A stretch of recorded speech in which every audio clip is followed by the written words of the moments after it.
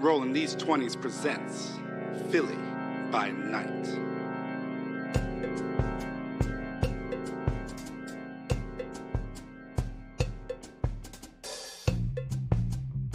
Starring Liz as La Sombra Dr. Aretza Serre, Fair as Samdi Katora Baptiste, Ivy as Bruja Serenity Sanchez, Juice as Tremere Adelio, Mikey Mike as Bano Hakim Mingo, Lonzo Gonzo as Ravnos Oscar de Leon Ponce, and our weaver of disquietude and terror, Prince. On the last episode of Real Vampires of Philadelphia, our coterie had a long discussion about their place in the city and the current going-ons, the danger that they may or may not be in, and whether they were living up to their coterie tenets, fucking around and finding out. Well, we gon' see. As we enter our next episode of Philly by Night, I forget the name of the episode already. Yep. I'm professional, homie. I'm professional.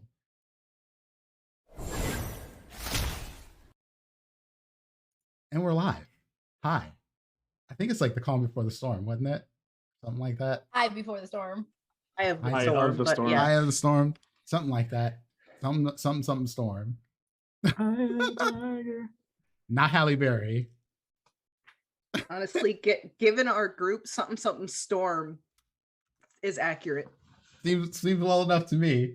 So hello everyone. Welcome to our game and our channel, Rolling These 20's. And this is Rolling These 20's Philly by Night, or this is Philly by Night and Rolling These 20's, John. I am your storyteller, Prince, also known as Dimples and Dice around the internet, and I'm here with my wonderful coterie of vampire monsters and people who are probably going to learn some lessons tonight. So before we get started, I want to say thank you to Roll20 for allowing us to have our tools to use their VTT, roll20.net. That's where we're going to have all our dice rolls. You see those on the screen. Probably if they decide to show up, I'll fix it. Second off, I want to talk about content. As you all know, if you've been here before, we use safety tools at this table. We've all discussed what is acceptable to us and what is not. Should something go off the rails, we will pause. We may take a break. We may see some of our cards, which I think Fair has at hand. Uno cards. We got colored pencils. We got markers. We got a book. All of these work. And if my players fill them up, anything that comes into a danger zone, we will move on from that. If you run into something that is making you uncomfortable, you can always come back and watch on our YouTube at your leisure. Our episodes are usually uploaded within a day or two of us being live here. Some of the content warnings you'll want to keep an eye out for in our episodes are violence, gore, body horror, loss of character agency, potential gaslighting of player characters or NPCs, some sexual themes, and probably a bunch of other stuff that I am not going to list out because there's a long list of potentially dangerous things in Vampire the Masquerade. But we do try to keep it a-okay for streaming, though you might hear us cuss a lot. That's just gonna be one of those things. So without further ado, I want to let the coterie introduce themselves, and we will start with Liz. Hey, I'm Liz. I will be playing Dr. Aretza Serre, your resident La Sombra. Both our pronouns are she, her.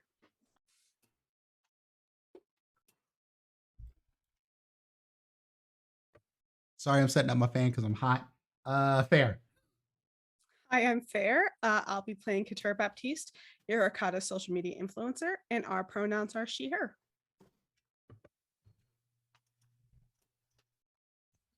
Lonzo. We're doing everyone. Lonzo Gonzo here. I will be playing Oscar de Leon Ponce, our Ravnos hacker, Kindred, mom boss, DoorDash, Grubhub driver. Whatever you need done, I'll do it. Both our pronouns are he, him. Yeah. Okay. Juice. I'm Juice, no pronouns, just Juice, and I will be playing Aurelio Valentin, who uses he, her, and she, him pronouns. Excellent. I messed that up, but you get the idea. I got you. It's on the screen. Ivy. Hi, I'm Ivy. I will be playing Serenity Sanchez, our lovable goofy bruja who is doing her thing. She uses she, her pronouns, and let's just see where this ride takes us, because we're on a ride. Excellent. And Ivy uses she, they pronouns. Thank you. Recap. Are we ready? All right. So last week started off with the cliffhanger from Elysium from 2 weeks ago, where some lady on a TV told everybody to get the hell out of Philly. I believe all of the group who was still in the building passed that check, if I remember correctly. And then it got counteracted by one of the Primogen who were like, no, stop. Elysium moved quickly after that. Basically, they shut the whole thing down. Katura left with the prince. Ari left with Snake Eyes. And I think we walked out with Lonzo, who got called over to the bushes by one of his goons who was hiding in the bushes. Smart move. Basically, you follow Lonzo, he goes home and talks to them, explaining, don't freaking do that. But apparently our Lonzo is a hell of a lot nicer. My bad. Our Oscar is a hell of a lot nicer than alternate universe Oscar, because, the guy got to leave with all of his bones still intact. And actually got a bonus for taking care of things.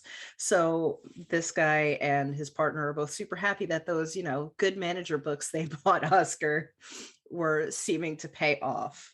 Katura left with the prince, and they had a little back and forth about Katura basically saying, look, I don't disagree with what you're trying to do, but you done fucked up with how you're doing it. And Katura agreed to, I'll have a word with Serenity for what it's worth. And then went home with the prince and had an evening. And I think that rounded out the night, if I remember correctly. Next day comes around. People are getting all sorts of funny phone calls of, how the hell did I end up in Camden? I don't know where I am or how I got here. How should I get home? Because half of the people at Elysium had just been told to get out of the city and they left. That is where Snake Eye eventually leaves to go pick up random gangrel around the state who have just started walking. Kelvin ended up in Camden and lets Aurelio know.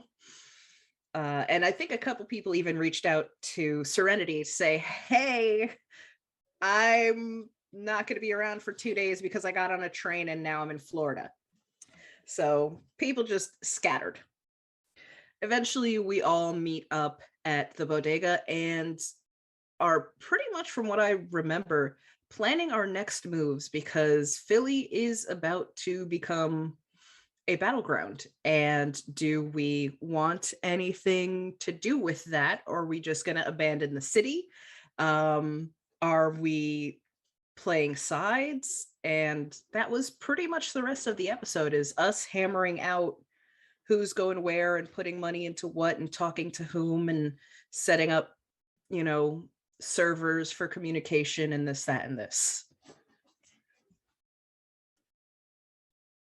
Indeed. And there were a few things that were definitely on the precipice of going down, such as Katura meeting the Hakata side of the family for a meetup, to check in, see how things going in the Philly area. Going to Olive Garden, y'all. You're here, your family.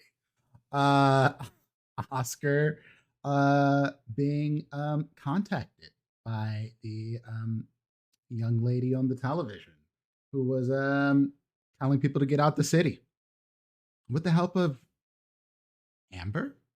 Question mark? Dot dot dot. It's confusing. Aurelio had a date set up with one Calvin Breeze. And Serenity, what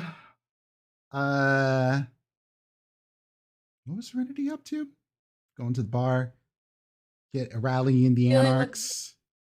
Yeah, pretty much. Just trying to do some semblance of like, hey, keep your eyes. The bot are gonna pull all sorts of fuck shit. Just don't. They're gonna try to surprise you. Be prepared for the surprise. Be prepared for surprises. Words are. And Ari wanted to head to the library. But as we all know, you all have to do your day sleep. And thus, we shall start off this session with our first rolls, our rouse checks.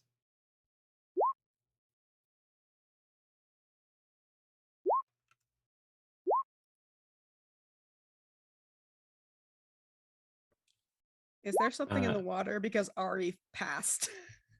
And That's really good because I would have woken up at 4.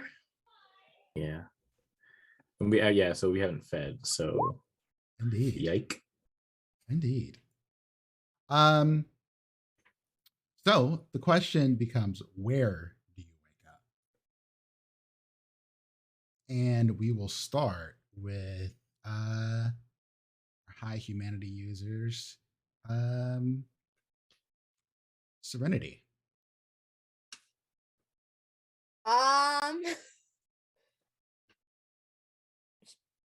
She's probably just at home with Paco and Gabriella, as per usual. That's she usually always goes home to crash. Feeds the bird.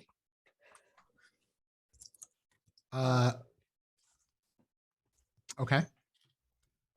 Serenity, you wake up. Gabriella is in the spot playing some Horizon Forbidden West. And she looks up at you and she's like, you got text messages, like lots of text messages. From who? Or how many people are? Basically, whatever you did at Elysium. Well, the people are hyped and they are definitely down with the Camarilla right now. They want to tear the whole thing down. Seems pretty cool to me. You must have been a real badass. Apparently, Cole, you had the whole group walk out with you, all of the anarchs. Yeah, I did. Look at you growing up into being, your old self again, or new self. A version of self, I suppose. No, yeah, Cole was trying to put Camarilla rules on Anarch territory and thought that would be a good idea. And he makes it all about the fact that we want the phones. Jesus Christ, he's a boomer. Anyway. But yeah, I go check the phone messages. You got like so many. Yeah. Hundreds. Also, I would have helped get people back into Philly if they were asking back into Philly. That would have been a thing I would have done. And they want to, like, people are like, meet up at the Navy Yard to rally the troops and then go on a warpath. We can take down the Camarilla. Oh boy. What have I done?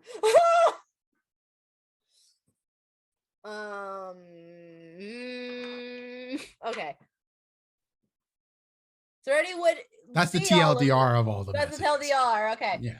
Serenity would probably be like,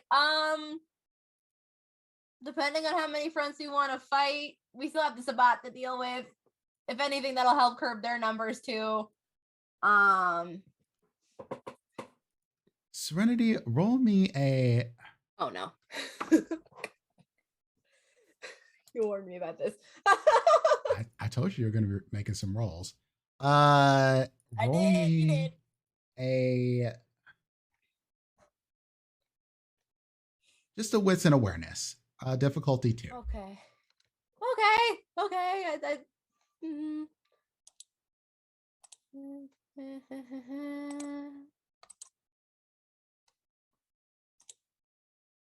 We're gonna be Is it 2? Yeah, we're gonna be jumping into some stuff, y'all. So I'm just warning y'all ahead of time. Fucking at least I'm gonna reroll the 1. Oops, just capturing the wrong window. I'm sorry.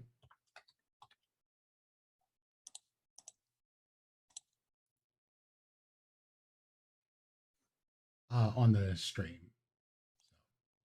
Give me a second. Difficulty for that. Oh, Cat, you're totally in the way now. Come here. Come on. please. Okay, so I hit the 2. Okay.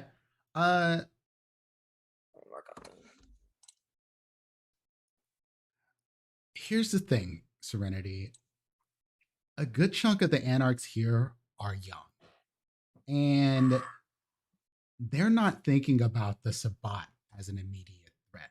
They think of the Camarilla as the immediate threat. The Sabat are, for the most part, stories to them.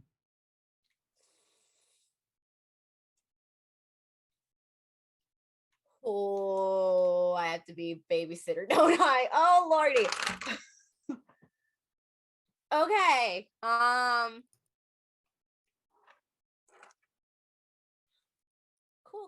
Cool. Note Serenity makes a note of I need to teach all of these children what the Sabat are. Cool.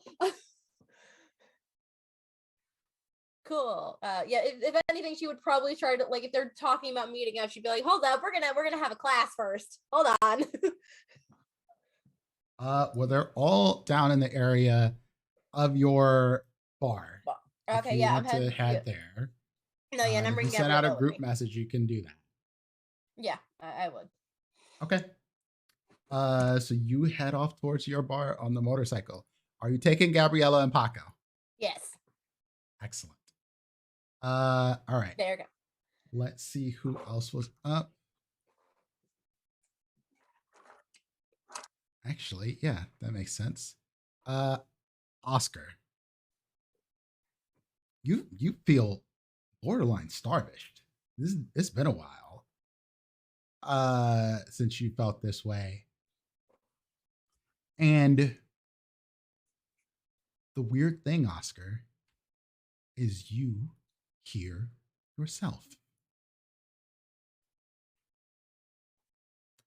And basically it's you saying, you should have just let me be in control.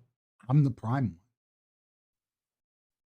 I was going to rebuild the portal. I was going to fix all of this. I was going to eliminate all of these fake ass Oscars around the universes. I was going to be the most powerful. All you got to do is let me out. You clearly aren't built for this.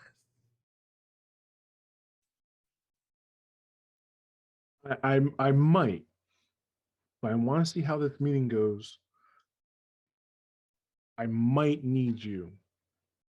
She's gonna chew you up and spit you out, eat you for dinner. Not if you come out. But let me see how I handle it, and let's go from there.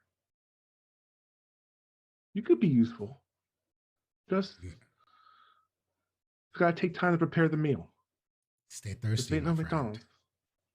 Because if you're not thirsty, ya tú sabes. Oscar, are you going to meet up with the coterie before you head for this meeting, or talk to your goons? I'll probably talk to the goons before the meeting. I don't think I'll be meeting with the coterie beforehand. I think the less they know about this, the better. For their own protection, because I have no idea what the hell's going to happen from this. If they have questions, I don't have answers to this. But I will let them know that I will be going to this meeting. Cool. I will drop that pin. Would you? Oscar takes cybersecurity extremely. I think, well, we talked about, obviously it wasn't set up, but I think if anything on some of the phones, like we don't have like modern phones. We don't have like Yes. throwaway. So I would have So probably I would imagine Oscar uses the most burners of all of you. yeah. So I think Oscar would have gotten everyone on some sort of like secure P2P messaging app, so that way I can drop a pin. Okay. Got it. All right. That smirk. That dimple smirk. I didn't do anything. I was just a cat crawling all over me. That's all you saw. Are you heading straight for that, or you're like? No, I'm going to talk to the goons first. Okay. So you're in you're not in your big house because you can't stay there again today because it's been too recent for you. Mhm. In Ravnos. So they meet you at another secure location. And Jax and Mick are both there today.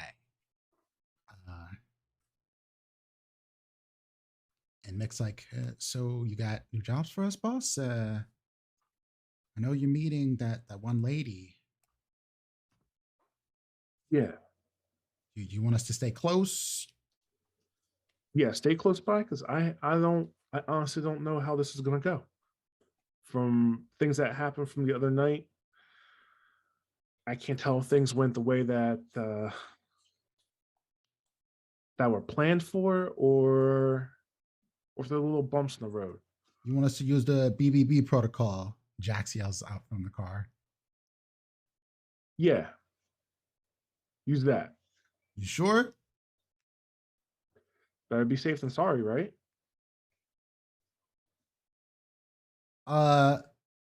Oscar, they both give you a weird look.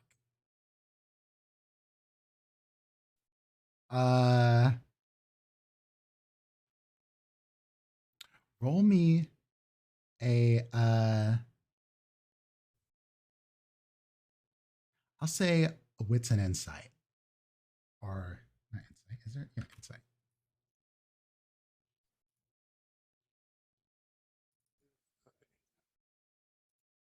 Difficulty?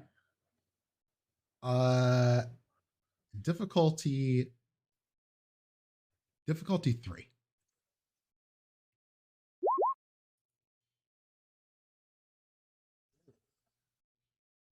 I will re-roll that one willpower. Spend that beautiful willpower.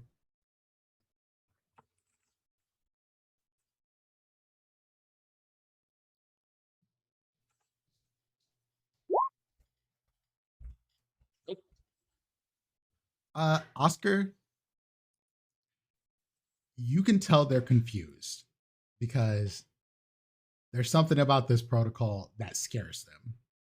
But that's the extent of it.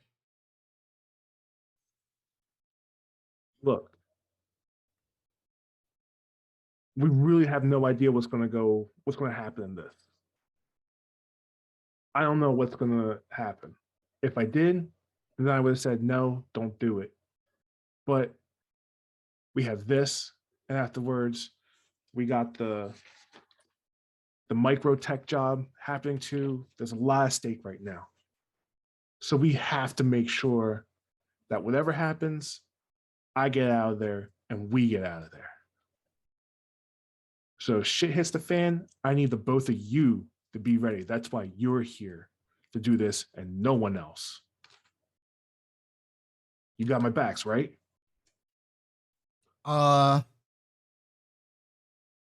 Roll me charisma and leadership. Yeah, there's gonna be some rolls tonight. Okay.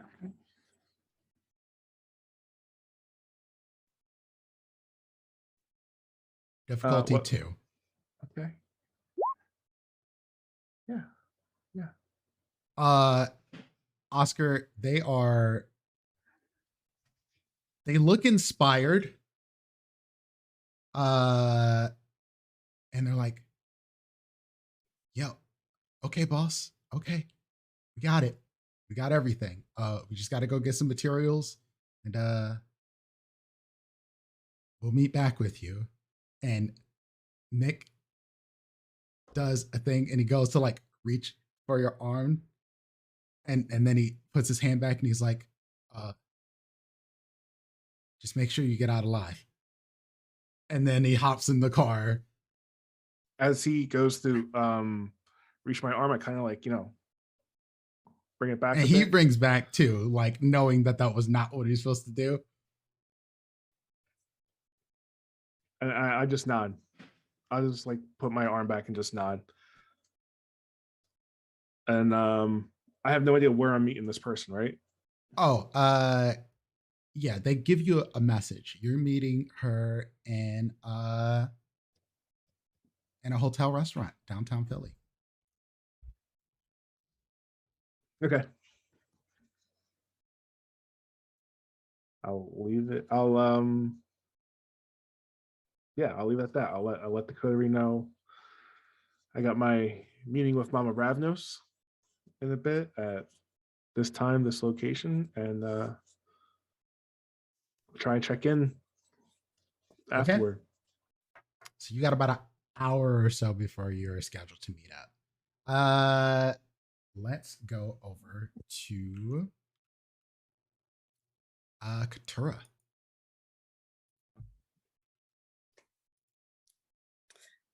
I'm in my penthouse. Mm-hmm. I hate it here. How's my house hunting going? I mean, great. You basically can. There's opportunity to buy people out, essentially, Katura. You can move where you want to. Okay, perfect. And Maria is ready to make this happen. Okay, perfect. And along with some of your agents. Awesome. And I'll have this penthouse like cleaned up and then turned into like an Airbnb or something. Or maybe just like another haven just in case we need an extra one. I mean, But it is don't wanna, like, live set here up anymore. for Kindred to be in here. Yeah. Kindred B&B. Yeah. Blood B&B. And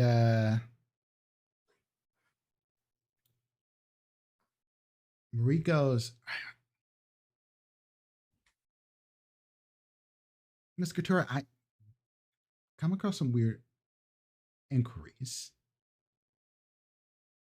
About what? Someone's looking into our financials. It's not the IRS. I'm still trying to find out exactly who it is. Yeah. Do what you can to find out. It might be 2i. But I mean, at this point, it could be anybody, honestly. I mean, this isn't like a hack that has to be disclosed to anyone we're working with, sort of thing. This seems deeper. This seems supernatural.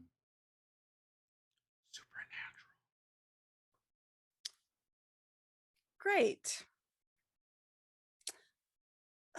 And I at this point I probably like check my messages and I know that Oscar is going to this meeting. So I'll just say, do what you can. If anything, we can ask Oscar to help try to hunt whoever this person is down.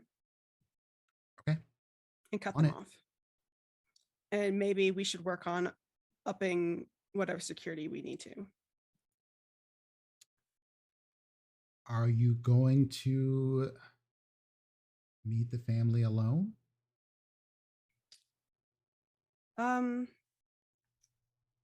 That was the plan. Do you think it's unwise? mean,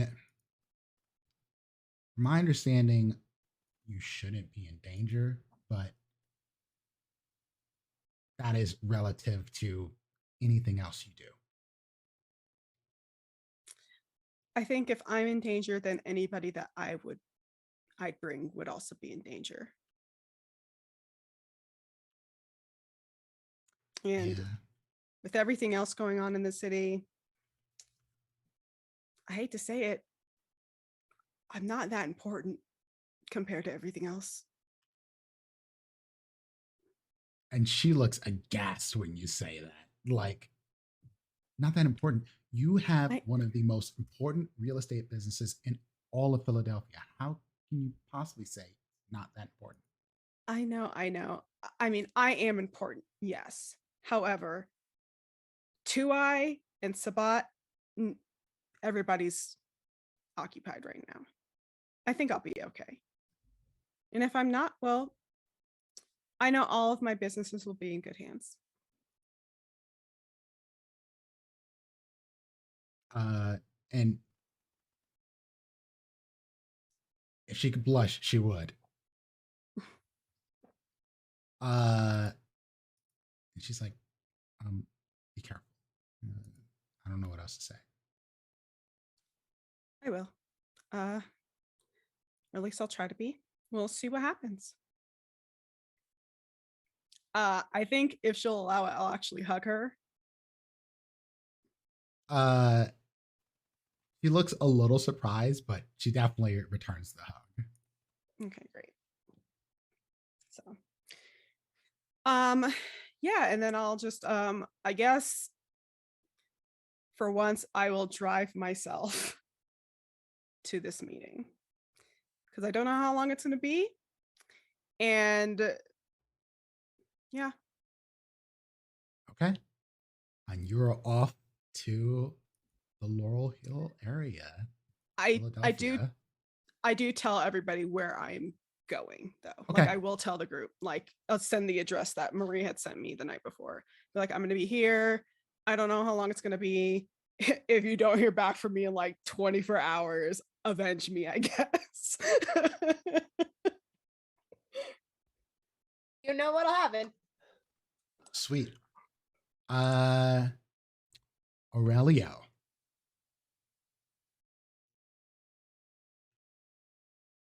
You oh, I didn't really handle your hunger thing, but you hungry. You should probably go eat before you do this. Yeah, I'll like eat while I'm like getting everything, like getting ready to leave. I'll like have a snack.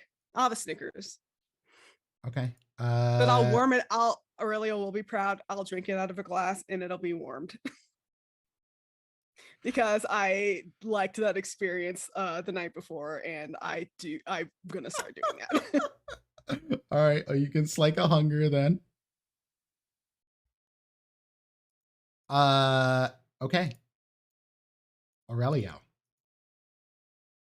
Did you get hungrier? I did. Yeah, God King Aurelio is speaking to you. God King Aurelio is like, listen, the city is a mess. Clearly, you have all that it takes to fix it. You're working with these other people. You can take charge of them. They don't know what they're doing. It's easy. Y'all could be one of the most dangerous groups ever. Or you could just take one. Take one for your own. You imagine you with the power of a bruja. Did you see what she did to that monster? Imagine if you could do that.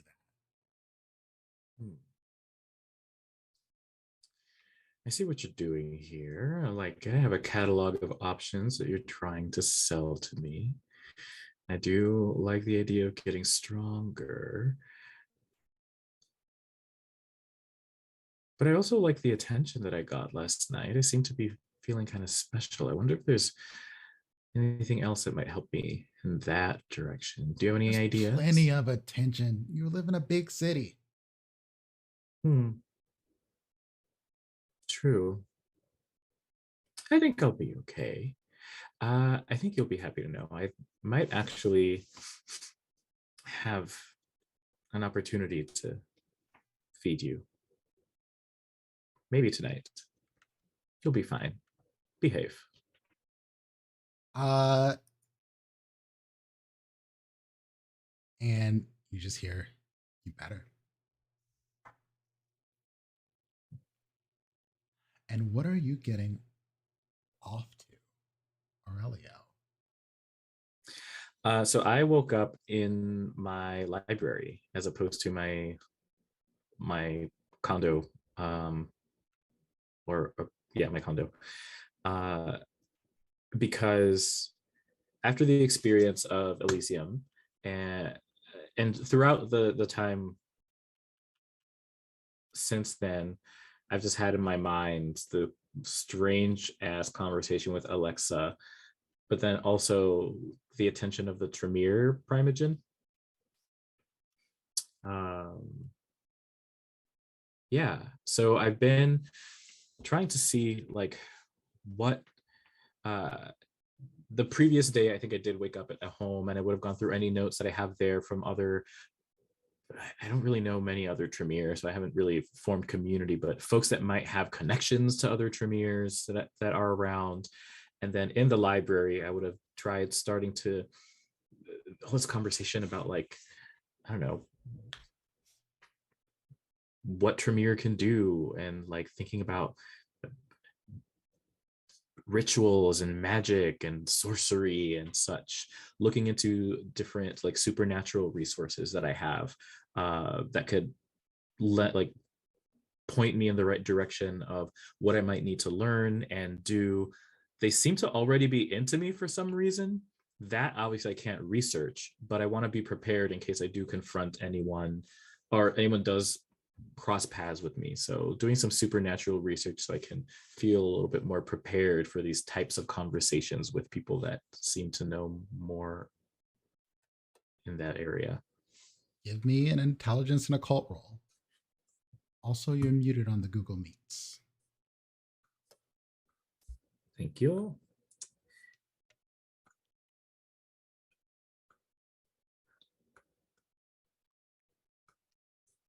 There's no difficulty. This is going to be scaled depending on how well you do. Not going to be great. Not that intelligent. You could arouse your intelligence. I could, but I'm already hungry. Yes, I know. I see you. I see you.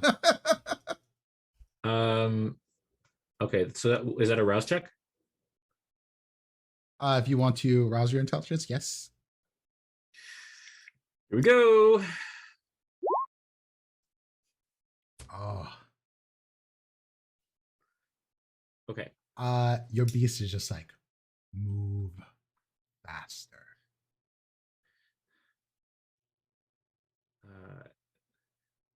I'll just kind of do one of those where like I squint my eyes and just try and steel my resolve. I'll really focus on the crystal that I meditate on. Since I fell asleep here in the Haven, I would have meditated on it last night. And I usually do it before taking my day sleep, but now I'm like really trying to grasp it to try and push through this to really focus on getting some reading done. How many more does that give me? 2? 2.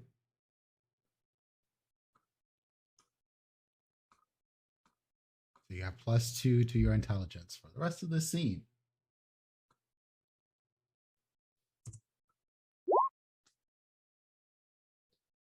Okay. 4 successes. That ain't bad. So in your occult research, you find you have a library. So you obviously run into some junk. Some of this is just some Disney Mary Poppins bullshit, essentially. But some of it is like old books, maybe a few 100 years old, maybe a few thousand. And they have, some weird rituals in them. Blood rituals, wardings, protection, security. Um, nothing super familiar to you, Mhm. and nothing that you've necessarily seen before, but you've heard about these things. You've heard about the stories of witches and witchcraft, of warlocks and communing with the dead. And this is the kind of stuff you're seeing. And the more you look at it, the more you feel like a pull towards these things. Like there's something in you that makes them feel almost natural. Some of this stuff you should know. And that you think if you spent a significant amount of time on, maybe some blood, you could learn to do this. And with instruction, you could probably learn to do it even faster. Anything about like supernatural creatures, Oh yeah, you've definitely found beings? information about fae, specifically fae creatures, fae folk, changelings, tricksters. You found a little bit about spirits, things that move between realms or stay in between realms. Okay, yeah. So there's like stuff about communing with dead, and then that kind of like leads me down the Mhm. rabbit hole of looking for like connections to like spirits and other things along those lines, and You know, being one blood of rituals. the kindred makes it a lot easier to believe in some of these things that you may not Hmm. have believed in before. And some of these stories Okay. about fae folk and, you know, people being snatched and things of that nature, people wearing other people's faces, that resonates with you. Oh, You feel like there's something to this. hmm. Fascinating. I take note of some of these things to further study. I think some of the notes specifically, I'm looking into the locations of where these stories may have come from and originated with my like ethnographic background of different cultures, and trying to map out the relationship of like how these stories morph over time or wherever they're based, to continue expanding my studies on those things, Mhm. particularly focused on the idea of these rituals that may involve like the use of like giving blood. And I would like to, and I guess maybe as I'm like making my way out, trying to look into the book that Alexa borrowed, and studying up, reading through that a little bit, refreshing it. It's probably one that I've read since I recognized it when she took it, but I like to look into that a little bit more, since that's specifically the person who started talking to me about this stuff, um, so that I can specifically brush up on that when we talk, when I cross paths with her next. Cool. Roll me intelligence and investigation, but we're going to come back to that later. I just want to see what your result is. Again, no difficulty. Ari, Oh, you. Oh, go ahead. sorry. I would also have um, reached out, seen the messages from the rest of the group, and just uh, maybe like tap reacted, like to acknowledge them and say, let folks know that I'm at Genesis, I'm at the library. And after my conversation with the beast, would have just literally sent a "you up" text to Kelvin. uh yeah, you get it. Just yeah from Calvin. Uh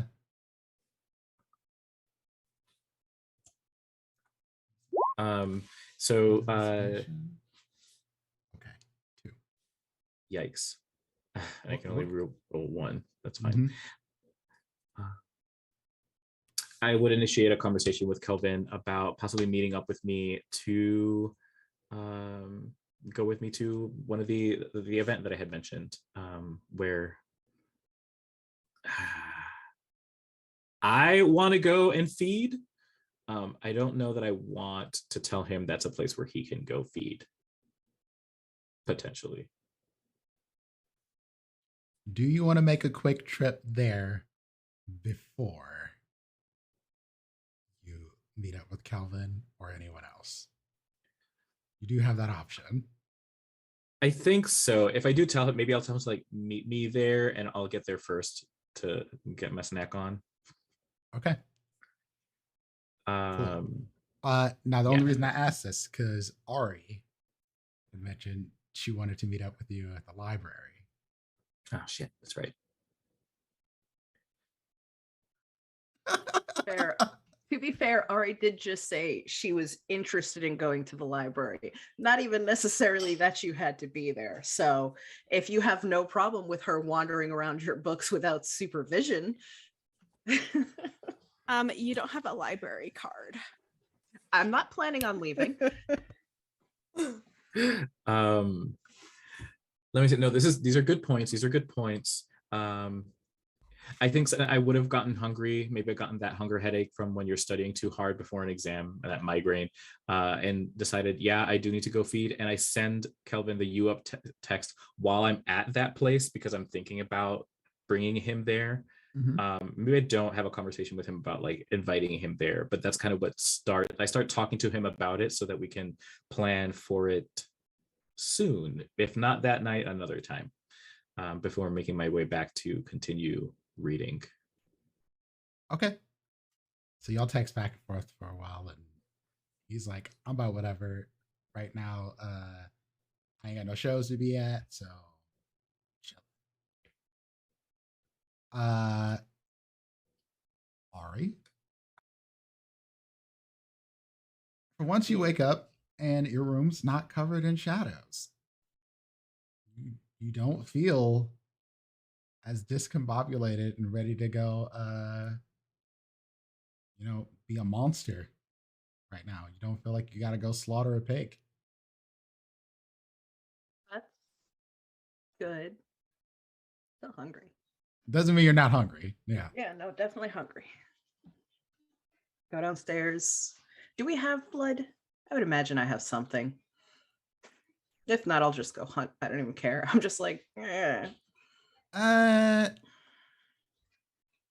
Yeah, I don't know if you'd have any. It's part of the reason why you had to go and yoink a pig. So you could go get another pig. But that's not really. Well, the pig wasn't for the pig was for the morphine, understand. not for the blood, but Yeah, yes. Yeah. But you are in you're in a great place to go hunting because you're basically on 2 university campuses. Yep.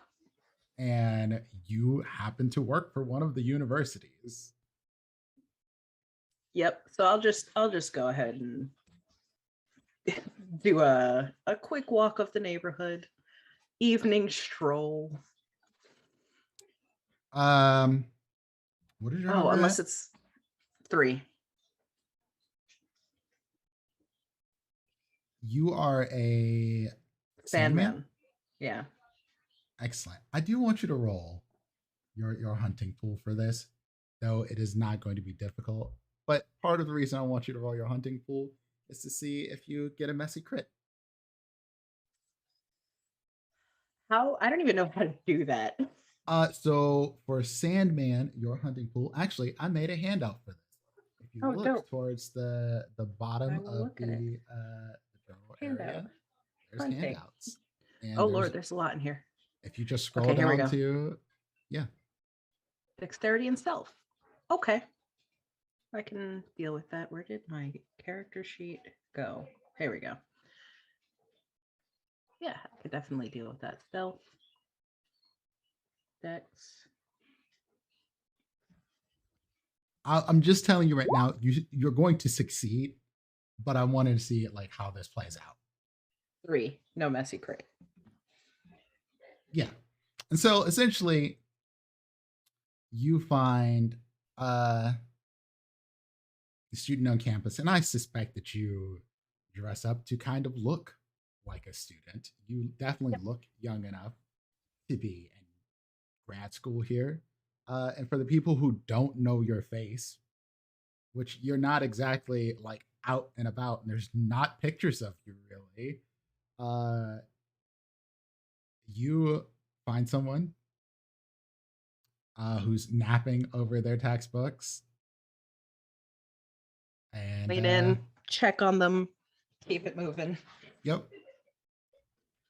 How much hunger are you trying to slake here? I mean, if I could do it twice, I'll take one from each, but I'm not trying to cause anybody to pass out in the library. You could take 2 from this person. They're relatively young. They might have to, go visit a doctor when they wake up because they're feeling a little anemic, but shouldn't Then, cause yeah. any lasting harm. I'll take it down to 1. Sweet. And they never wake up. Phrasing. Yeah, ever again. They never wake up. Well, I tried, guys. They're not dead. So Ari, now not hungry Ari, what are you off to? I imagine when you go out, Snake Eyes just looks at you, notice you open the door. It's like, I know what's happening. I'll be back in a little bit. Mm-hmm. When you're in your college sweatshirt, yoga pants sort of thing, yeah. Yep. He knows what's happening. Going for a walk. Going to lure a poor undergrad to their doom. Please excuse me. But hey, your ass looks great in those yoga pants. It's true. It's very true. One of these days, y'all are gonna make me spit take on camera, and it's gonna be hilarious. That is the goal. I hope you understand this. I mean, once I reach that, I can like just quit. I don't have to do anything anymore. That's the end. We just leave.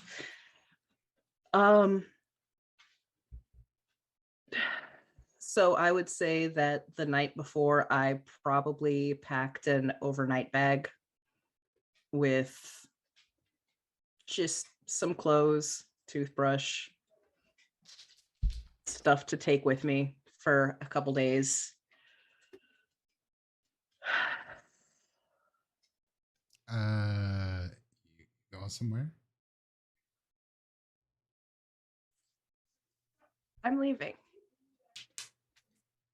Like vacation or forever? Like for a while.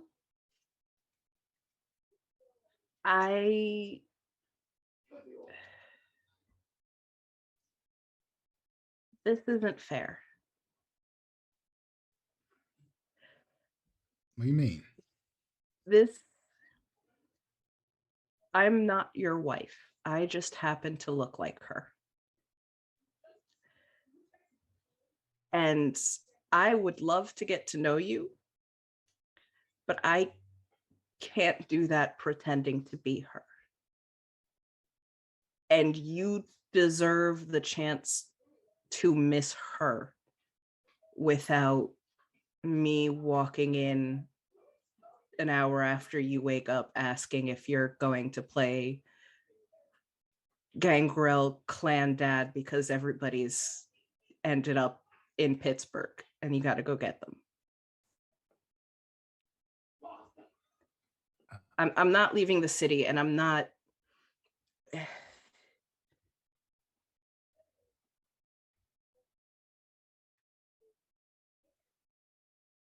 You don't have to go. This is your house. It's her house. I mean,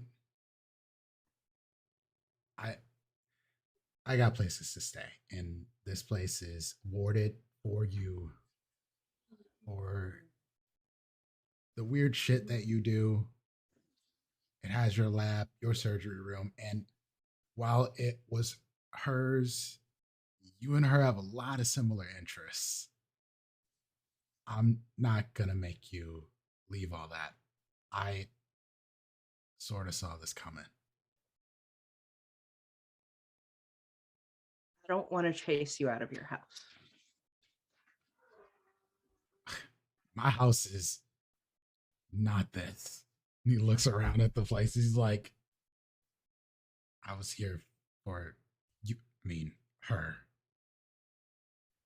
But this, I'm a gangrel. What am I look like staying in a mini mansion by myself?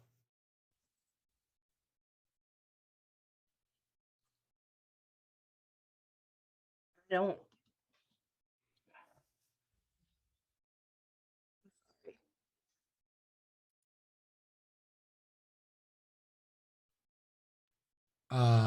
He takes a deep breath and he goes,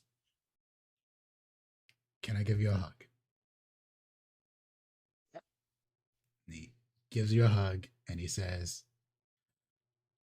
"I'm sorry this is really awkward. And I probably didn't help it a whole lot. But I don't expect you to be her. And when you're ready to talk, you can find me. I'm not hard to find." Worst case scenario, I'll ask Serenity. I am sure she can find you in a heartbeat, or at least somebody who knows. Yeah. It's like I told Katara last night. I'm like, I picked you apparently in 2 timelines. I think I just need. I think I just have to figure this one out for a little while first. And when you say I picked you in 2 timelines, his like a one half smile come up, and you see a little blood tear run down. He's like, all right. Well, I'll see you when I see you. And if you get taken by the Second Inquisition again, I'm going to kick your ass. I just want you to know that. Just saying. That was a different me. Yes, I know. I'm just saying it. I feel like I'm more badass than him. Different routes. I'll miss you. Miss you Sorry. too.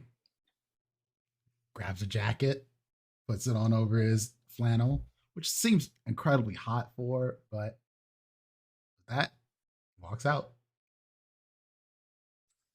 And I go sit on the couch and cry.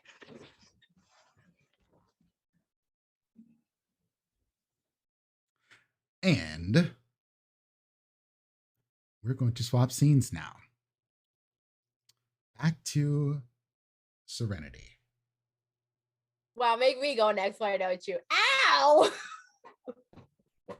I mean, Take me. Why don't you? Serenity, your bar is lit. Oh, I mean, Lord Almighty. There are motorcycles, there are kindred, there are kind, there's music bumping. Your 2 bartenders there are completely overwhelmed. And Gabriella gets there. She's like, "Oh shit, you must have really riled them up." I didn't realize they could be riled up this fast. I mean, let's be real. Everybody was already on the edge. You probably just, got them back into believing in you again. That's good. Going to work the camp right this second might not be. So I gotta somehow calm these people down. Great. This is the hell I'm making. Great. You have to be real careful. This is public.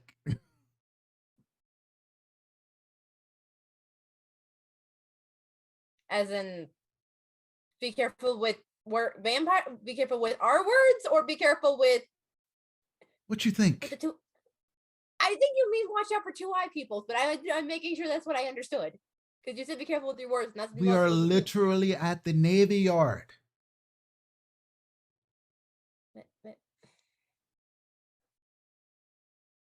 It's like both the safest and unsafest place you can be at the same time. And Paco just Thank you, Paco. Thank you for your input. Okay. Paco in his sidecar, with his little helmet on. Well, I can't just have them do the thing because that's going to cause more problems than it's going to solve. And I didn't.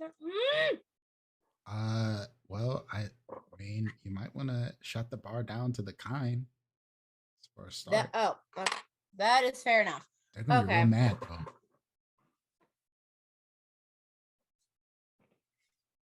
I am starting to realize there's nothing I can do without pissing somebody off, aren't I? Welcome to being alive.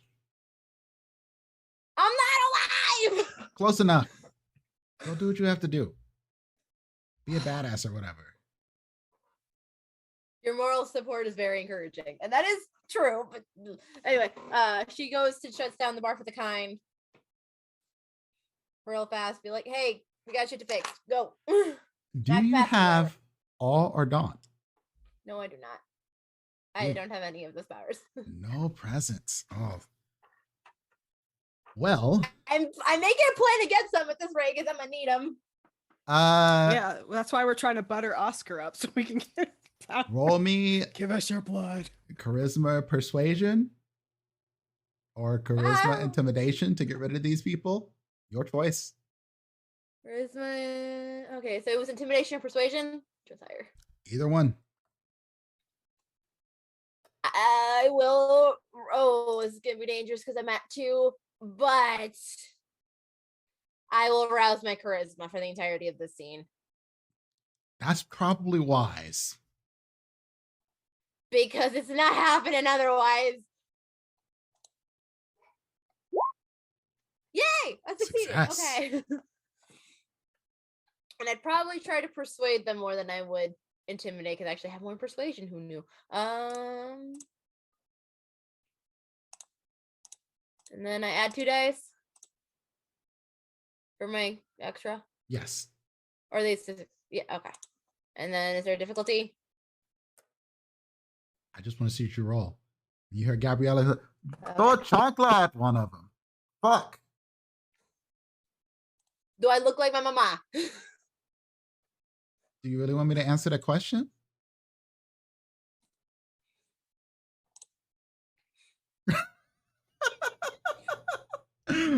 Shut up! I'm gonna reroll those too. Yeah. You probably want to.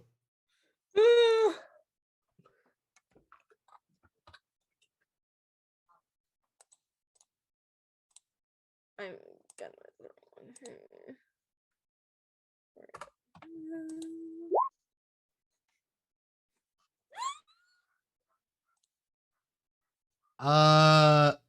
Bad? Yeah, these people ain't too convinced. I'll be honest with you. Like, you're like yelling a little bit like, hey, I need you all to like leave. We got to shut the place down. And no one's paying attention to you. You might have to do something drastic. And Gabriella and Paco are both looking at you, and it's like in tandem, like they timed it, but on purpose, but they didn't. And they're both just doing the head down shake of the head, and it is like both of them doing it at the exact same time. Serena just looks at them like, "Do you want me to eat you for dinner?" And I go to the back, and I shut the power down. I just turn out the lights and everything. Okay, cool. And here's what's going to happen. So you shut the power down, and people are like, you know, getting loud. Hey, what the fuck? Yada, yada, yada. We turned off the power. Is this like Philly thing? Is this like back in the early 2000s? Like when we had that big old power outage? Serenity then like makes a banging noise to make it seem like she's trying to get it to work. And goes, I told you people, I had shit to fix. Go. Am I gonna get a refund? Did you drink it already? No, I was still waiting for drinks. Okay, if you already had one, no. If not, go. Whatever. And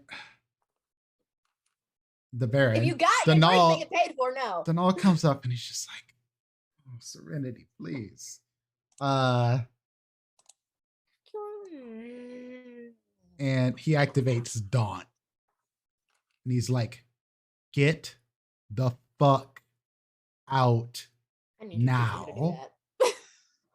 And the kind that was talking about getting a refund, well, he's not talking about getting a refund now. He just Goes. leaves.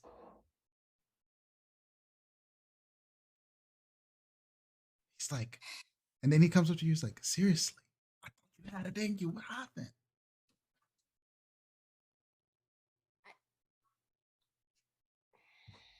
So many things. Too many things to explain in 5 minutes. Okay. Okay, well, it's your stage. Go do your thing. Go. Yeah. I'm going. I'm going. Oh shit! I actually have to plan. Okay, I actually have to just straight talk. Fantastic. Ivy's having a time. Okay. Okay. This is the moment. They This are is the rallying behind you. You got up there on that stage and said, "Hey, we're leaving out in these camp fucks. So consequences." Oh look, it's the consequences of my own actions. Okay. Okay. Ivy's gonna need 5 minutes to think about this. Can we go to somebody else? We can come back to you. Please. Ivy's not prepared. Shifting over to Oscar. God damn it, y'all. Oscar.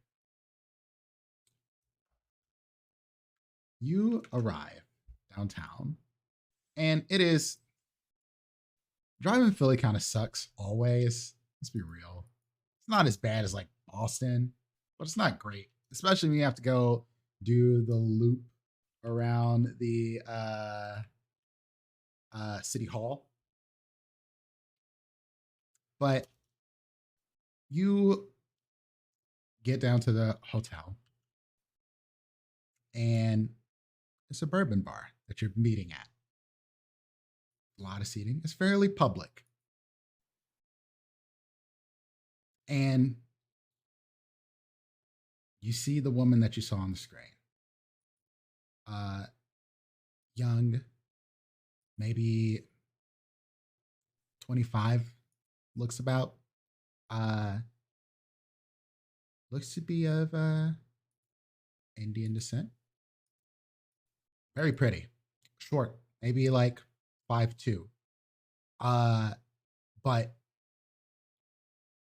and all these people, she has like an aura around her almost that says, "Don't fuck with me."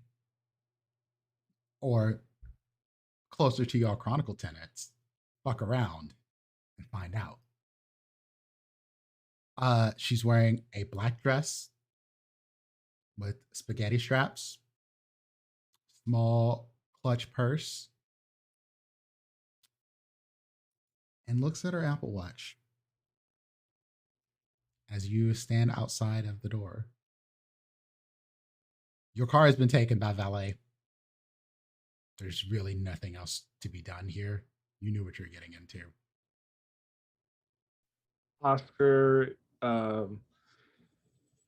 taking a minute to compose himself, he fixes his three-piece suit, dark gray pants with a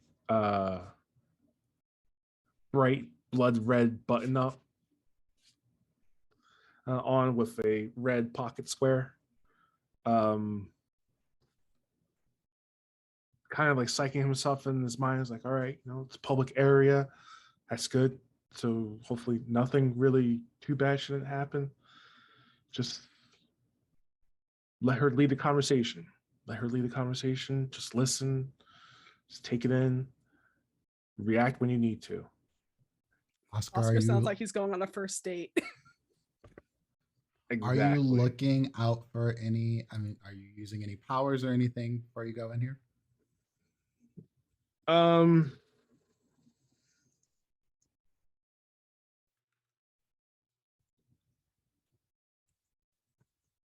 No, he's not going to. He's not Okay. going to because he's just gonna. He doesn't want to be put uneasy by whatever he may find. He's going to go into it and just kind of just react or just go with it. So Okay. he takes a breath and opens the door and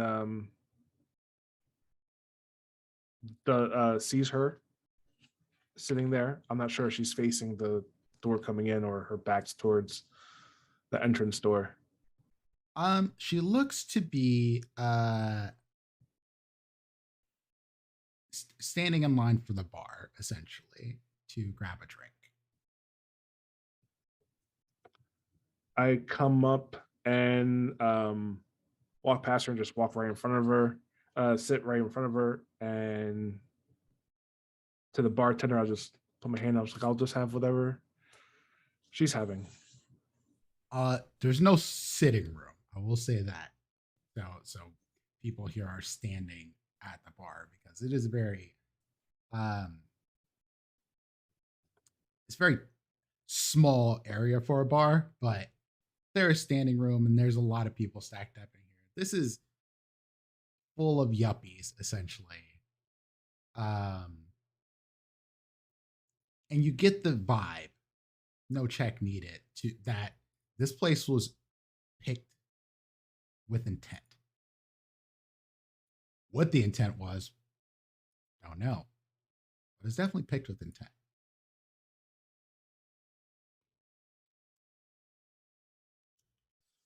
Well, I understand you wanted to speak. Um,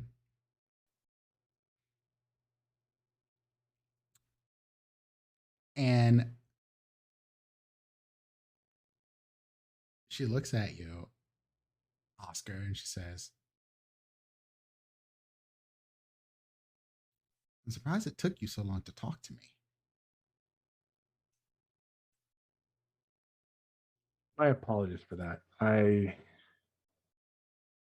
had to make sure there wasn't any fallout from the other evening's event. And I had to get some personal affairs in order for some upcoming things. I hope I didn't keep you too long. Good. How did you like how everything shook out at the Elysium? Rather interesting. Interesting to know that some ended up across the river and some ended up in the panhandle. So I think all in all, the pot's been stirred. People are speaking, but did we accomplish what we set out? I think they're scared. And I think that fear is what they need to have. Maybe we can get them to move in the right direction. Fear could be a good thing, but it is dangerous. That prince is young, stupid.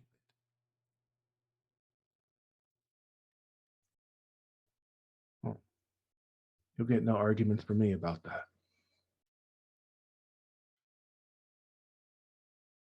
You seem different. And I have a lot going on. Spinning plates and whatnot. And with the talk of Tubai also being in town with a Sabat, Get down. my invite. Their ears everywhere. Unless you've already fixed that somehow. You know how careful I am. How we must be. I assume you have a protocol in place for this. You safe to say, I assume you have one in place as well. Again, I'm always ready. And you see, uh, she does a little snap, and a dude comes from the bar with a drink for her and for you.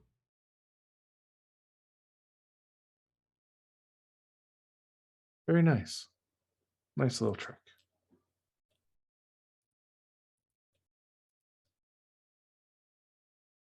You know, when you planned all of this, did you think that the anarchs would walk out of Elysium before? That was unexpected.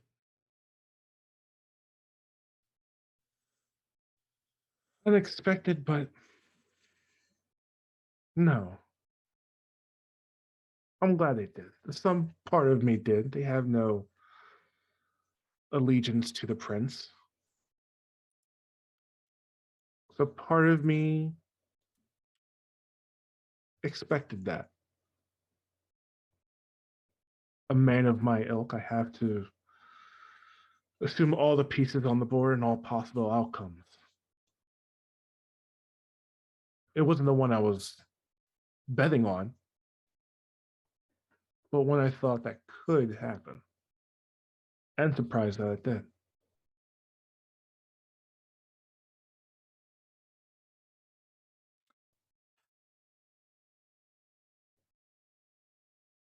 And she turns around, like she's mostly been like not looking you directly in the eye. And she turns around and looks at you face to face, and she goes, "Who are you?"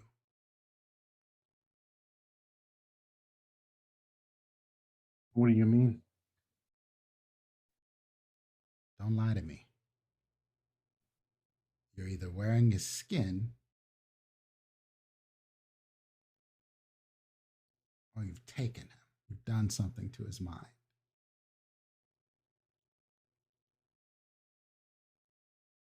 You know who I am.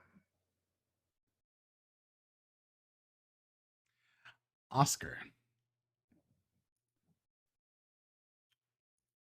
I feel like you know this is coming, but you're about to have to answer some questions the hard way. Let me make sure I have the dice pool right. She is going to use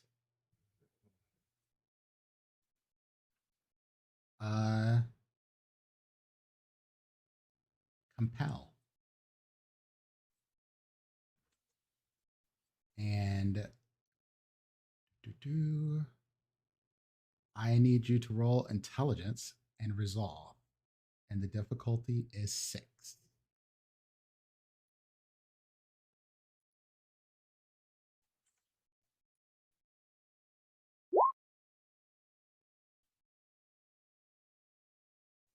I'm going to be able to pass it.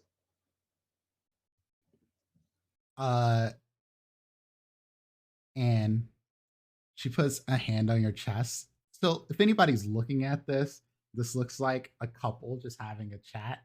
And she looks up at you because you're taller than her, and she just goes, "Tell me everything about who you are and where you came from." And we will swap scenes after that because you will. You don't have a choice. And because of her powers, she has rationalized as well. So you feel like this is all your idea. That you have to tell her everything. Like, this is a person that you absolutely trust. So we'll bounce back over to Aurelio, actually, I think. Yes. Aurelio, you Kelvin, did you schedule to meet with Kelvin this evening? Or would you prefer to do that on another night?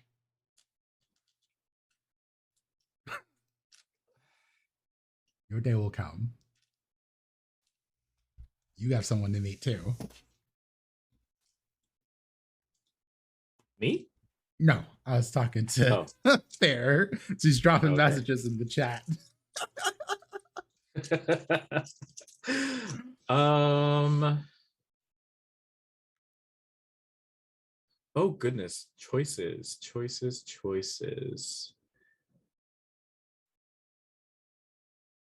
Out of character, is he Bruja? Yes.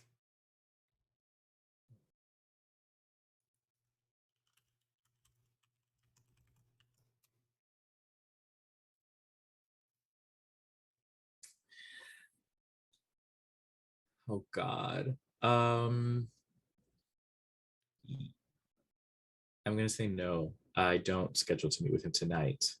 Um, I come to my senses. I have that, I guess, post-feeding clarity, and realize it's probably not the best to meet with him tonight. But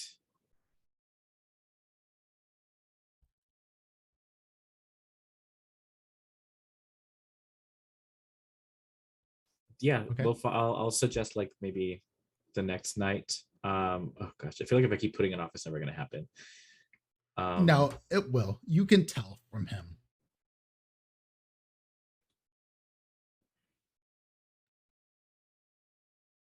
Also, just because I, as a player, want to have like this library conversation. So I'm gonna say no, I don't meet up with him tonight. Okay. In that case, we're going back to Ari. You've had your tears, Ari. Yep. Wash my Uh, face. Put on a clean shirt. Save your tears for another. Anyway, Exactly. so now, what is Ari's plan? Probably check to make sure everything in the lab is good real quick. And then Noguchi. head over to the library. To Genesis. Okay. Yep. Oh, right. It's on the back of a nightclub. Mm-hmm. Yeah, Arya has completely blocked out the nightclub and it's a library now. So you make your way to Genesis, and doesn't take too long to get there. Not for you. You got a car, whatever. You got an Uber. Takes a couple tries. You know, you have to call your home assistant. Not gonna have the same problem I had last time. And eventually you get a ride to where you're going. And you arrive there. Yeah, I'll go to the back entrance just because I'm like, nah, too many people.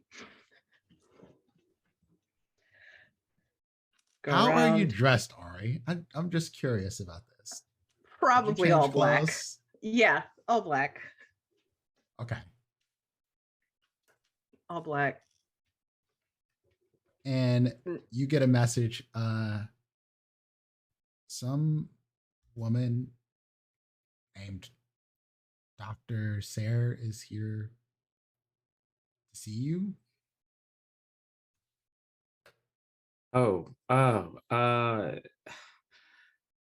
Dr. Sayre.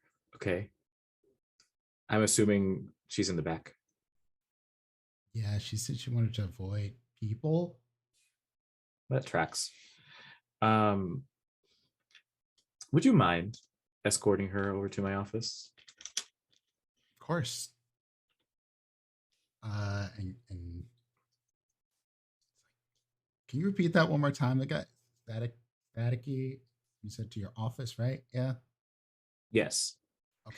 Who am I getting this message from? Just one of the workers, the security workers. Yeah, so just the office. Yeah. Yeah. And Ari, they escort you, and you see the person with the little ear thing just kind of like flick it off of his ear. I don't understand why this thing is like it's so fucked up. This is weird. And takes you to the office. Aurelio should be with you shortly. That's loud. It'll And clear yeah, up. Don't worry. And as once I send that message, I'll make my way from the library over to my office because the like kind staff and basically non-kindred wouldn't necessarily know that's back there. So if I see them on the way, I'll say, oh, I got it from here, or otherwise I'll just pop in and greet you. So you're not wearing a sweatshirt and yoga pants? No, I'm not. I'm in my Gotcha. my normal business casual, black on black on black on black. Okay. Well, I've got it from here. Don't you worry. You can head back to your station. Okay. All right. It's nice to see you. Good to Hey. have you here. You make it okay? Yeah. I needed to get out of the house. How's things here? How's your night been? The club is booming as usual. It's a little quieter in here, insulated so you can't really hear the thumping of the bass. Not really conducive to library reading or working on the finances. Are you sure you're doing okay? You look a little. You've got something on your mind, maybe? Got a little something right here. Oh, I can't see in mirrors, so that would make sense. No, in long night. Was hungry, had to go hunt. You know the deal. Go for a walk. I just got back myself from having a late dinner. It's distracting at best. Indeed. Why don't we let's go talk, sit. let's have a little chat.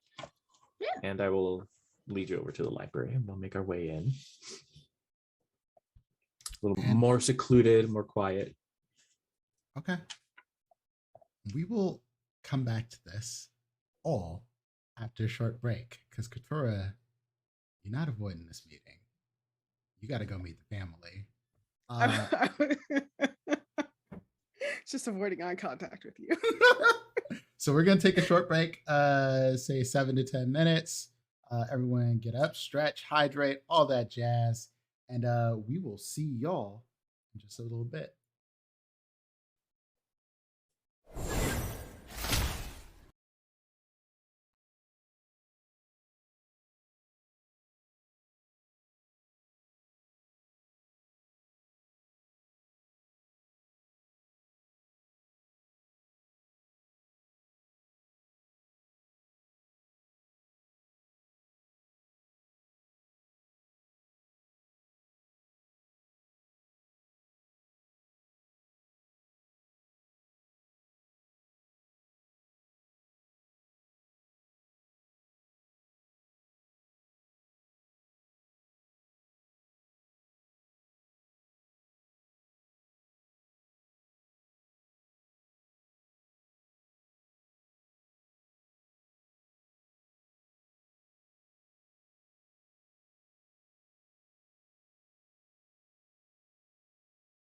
Improv.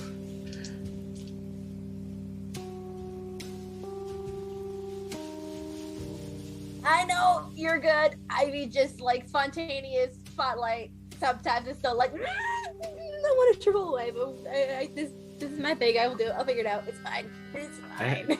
I get it. I had my own like brain fart where like it took 45 seconds to answer a yes or no question.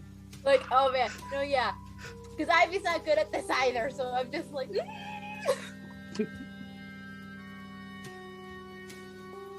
Why? You already hurt me on TikTok like 2 days ago. That was beautiful. It was ow. You staked my heart. Thank you very much. You're very Poor welcome. Snake Eyes. I wonder if he'll actually hit me up for that interview. Who knows? Our mics are hot.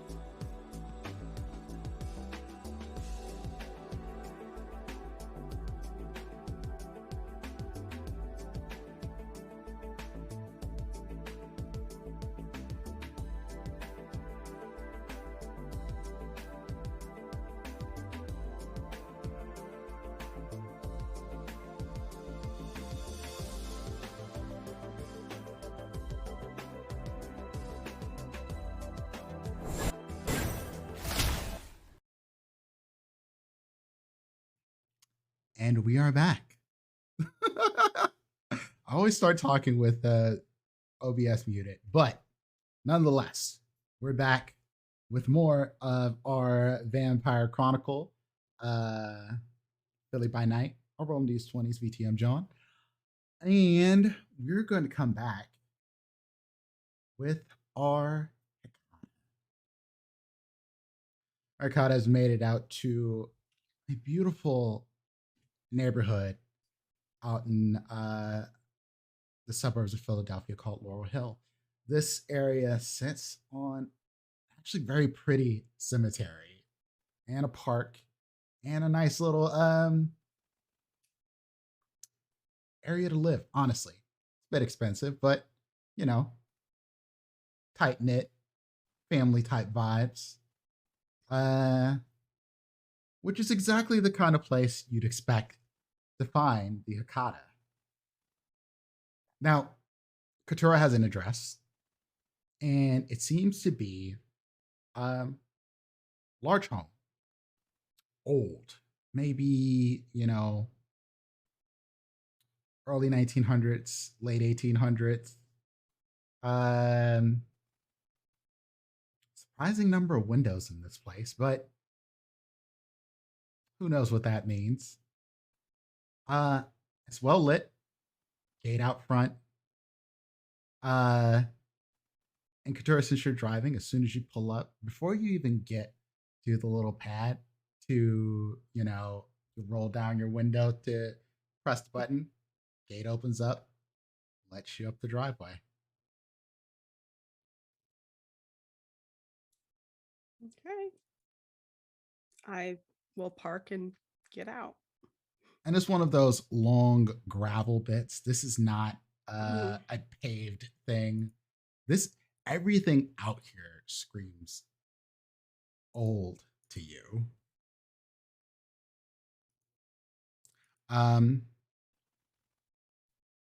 And someone comes to the door. There is a servant. There's no other way to put it. This is your butler type of person. And he's an older gentleman, maybe 60. And he says, "Good evening, Miss Baptiste. Good evening. We've been expecting you." Of course, of course. He lets you in, and there's a foyer area with a couple small couches. The floor is wooden, and your heels click on it. It is well polished. There is a large carpet out here. And he says, "The gentleman and the mistress will be with you shortly. Is there anything that I could provide for you?" No, I'm fine. Is anybody else coming? Or is everybody here already? The rest are here, but you get a special greeting. Oh, lovely. Screaming on the inside. Well, thank you so much. And Katura, you are left to wait. And there are pictures in here. Tons. Looks like a bunch of old white people, honestly. Yeah. Which is about what you'd expect. But despite the pictures and the stylings getting newer over the years, the people essentially look the same. All of them.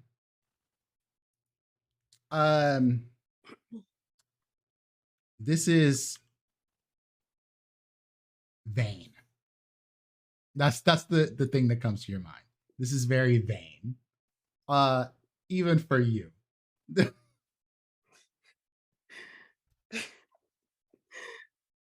Even though they look the same, Katur's still like, wow, they are still not aging very well. In her head, though, she doesn't say it out loud. Mm-hmm. And I'm ahead. just in like a study or a waiting room or like a sitting room. There's some doors on both sides of the room. One is opened. You see a library essentially in there. Go ahead. You're about to say something. I was gonna say I'm trying to like look to see like if I see anything with a name on it, so I know who the fuck I'm here to meet. Roll Because I me. didn't get it. I don't think I got a name. Sure. Roll me wisdom awareness. Sure.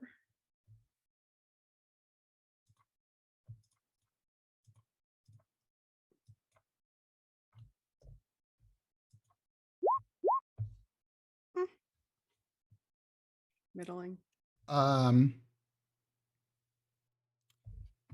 As you look around the room, you see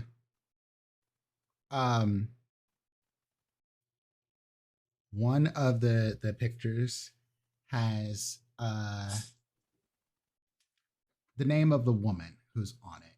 She has black hair, sort of pinned up in a bun on top of her head.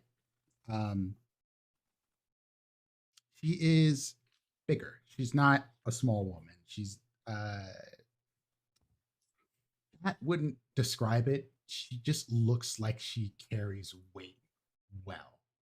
All of her proportions seem to like carry her weight. She might be about 200 pounds, but it works well on her whole frame.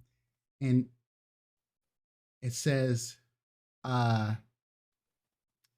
Delilah Rossellini. Okay. Okay.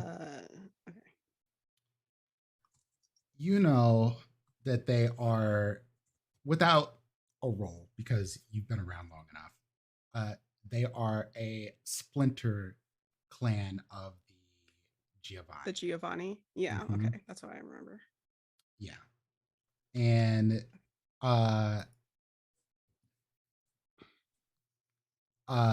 the other ones with both her and the man that's with her says Aaron Rossellini. Okay. Can you give me her name again? I'm sorry. Delilah. And Delilah. Okay. Mm-hmm. God, I love the chat. And they stroll into the room together. They definitely look younger than some of the pictures make them. Aaron is tall and thin. He's maybe 6'4". I would say the first thing that comes to your mind looking at him is if you've seen the Adams Family, you think Lurch. For whatever reason, he reminds you of Lurch. His head's not as flat, the hairstyle's not the same, but the walk, the gait, the length, it just definitely feels that. And she looks like an Italian mom. Honestly, that's the thing that comes to your mind. Like, if Princess Peach got older, had darker hair, a little bit more weight on her, that would be this woman.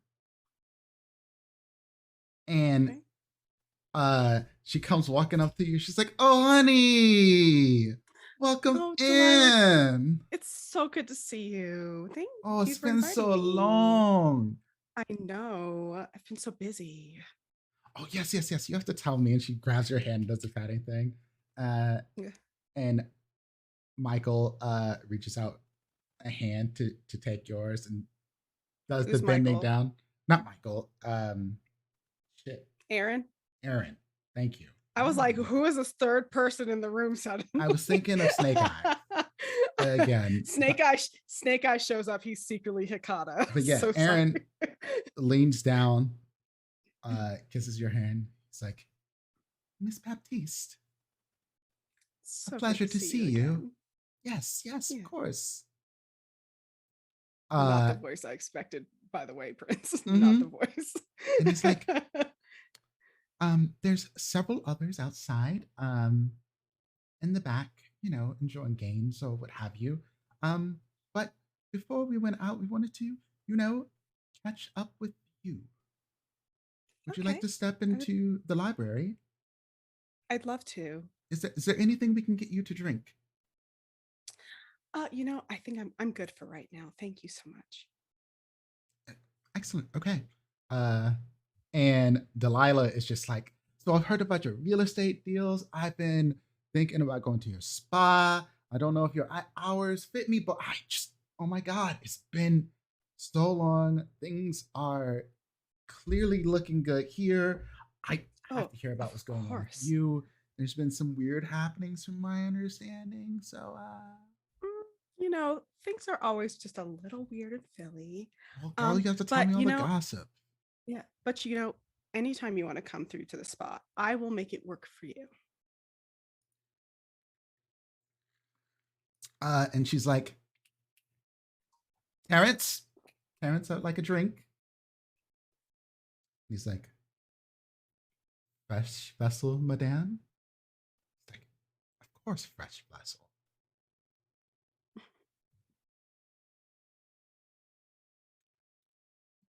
We'll be done. And they take you to a library.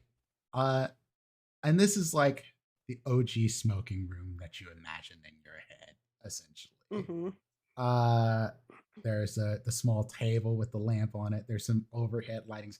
The room is actually very tall. So this is like a 2-story library with the balcony wrapping around on the upper level. And when you see Aaron sit down, it looks almost like an ordeal. Like something's wrong with his knees or something. Like if he was alive, you could almost hear the cracking. You could imagine in the bones. Yeah. And stuff. It's like, ooh, you're a vampire. I don't know how you have arthritis, but you He's do. incredibly pale too. Like no color to him really at all. Delilah looks pale, but she's used makeup. You can tell. Aaron does Can I not tell seem that's to mine? care. Is it my makeup?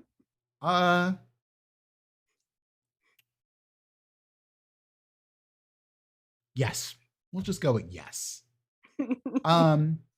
Looking at her though, you don't suspect she wears your makeup regularly. You think this is part of the game. Yeah, little ass kissing going on. Yep. Mm-hmm. That's okay though. And she sits down in her chair and she waits for you to sit down, actually. Not Michael. Aaron does not. It takes him a long time to sit down, so he doesn't wait. And his knees kind of like stick up in these pants. He's wearing like black pinstripe pants with a vest and a white shirt, white button up shirt underneath it. And he's like, ugh. So I'm really curious as to what's the goings on in Philly. First things first, rumors. Yes, rumors. And we have to address the elephant in the room before it gets away. Are you and the prince a thing? Define a thing.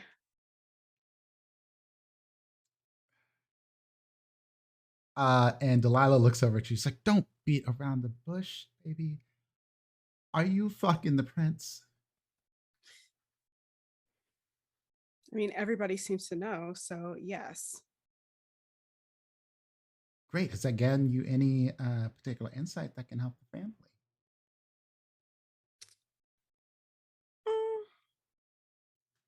It's gotten me some things, yes.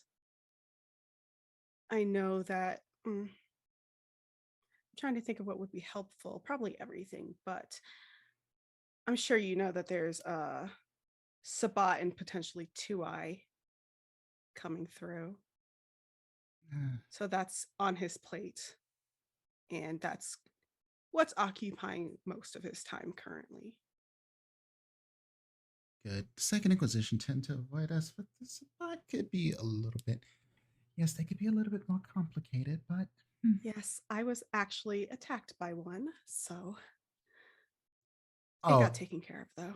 and Aaron's eyes perk up at that. He's like, "Oh, really? Tell me all about it. Did it hurt you? Did Well, it grabs your flesh? Did it change you?" no, no, no. It didn't touch me. First it sent a little undead creature uh to Oh, us, and then after we killed it, he got mad for some reason. Like, what did you expect for us to just get beaten up by your zombie? oh, so this was the story about the weak-blooded ones. That's the thing they can do. Hmm. Is there more? Yes, and then shortly after, a few days after, for nights after, um, the creator of this zombie decided he was mad about it, um, and tried to come at me himself. Of course, he got taken care of. And Somebody Delilah pipes in. Of destroyed course. yeah, you should have seen one of my companions completely just blew his chest apart. It was fantastic with her fist. Oh, I wish I could have. I wish I could have. It was incredible. It was amazing. I will remember that moment for the rest of my life, I think. So, so you're working with a crew, a coterie. Yeah, I found some people that I like. Are they helping you to advance the business? Yes, absolutely. One of them I have many real estate deals with, buying up properties in South Philly. Hmm. That is. Well, that's fun. Yeah. But what about the two of you? What have you been up to? Well, and just as Aaron says that, um, you see the butler, Terrence, leading in looks to be a middle-aged woman. Uh, she is gagged and somewhat dazed. She does not look to be all the way there. Uh, and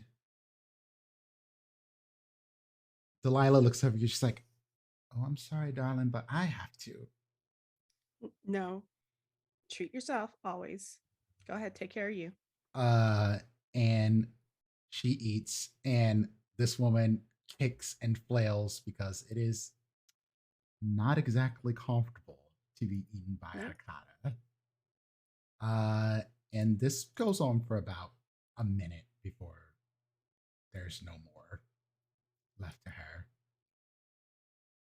And Delilah gets handed a napkin from Terrence, pulls it off his arm, hands her face. Where were we? You're giving me updates on you. Oh, yes. So I've heard a little birdie telling me about some young Duskborn, as they like to call themselves, Hmm. Ashfinder. I assume you're talking about Amber. Yes, I am. You know Mhm. her. I've met her. Won't say it was a pleasure. Well, we have reason to, well, oh, just tell her. We want her eliminated. And that Oh, is what we're actively working on. She is dabbling in things that are a little bit beyond her. Now, that doesn't mean that she has to be killed. No, don't kill her. There's things to learn. Of course, What we need is the more knowledge, the better. Whoever's behind her. Hmm. She didn't learn to do this on her own. No, she didn't. I don't know their name, but I'm sure you all heard about the little the events at the Elysium the other night. No, that's what we brought you here for. Ah, okay. And so you can tell that story to them. We'll fade over to Serenity. And be a little bit more prepared this time. Okay. Serenity, as all the kind go out, the lights come back on, and everyone's out there, and they're like, speech, speech, speech, speech, speech, speech, speech, speech, speech. And it's getting louder and louder now. I just hop up on the bar, grab an empty bottle, and smash it for silence. And, as like the signifier of like, I'm gonna start talking now because I thought that looked cool.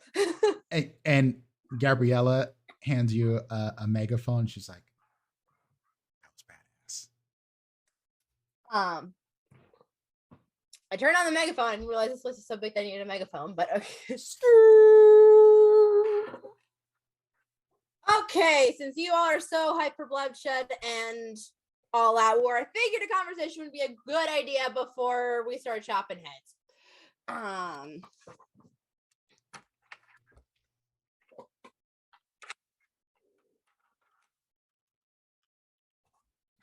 And everyone in the room was with me at the place at Elysium, right? Do I recognize a good chunk of these people? Oh yeah, for sure. There?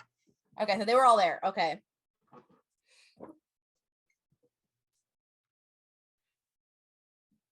We all know the answer to the cam. We all know that they don't get to tell us what the fuck to do.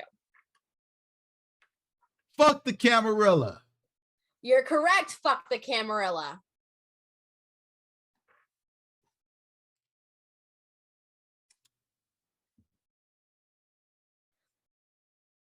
However, I also am aware of the fact that the Sabbat and the 2i are in town, like in town.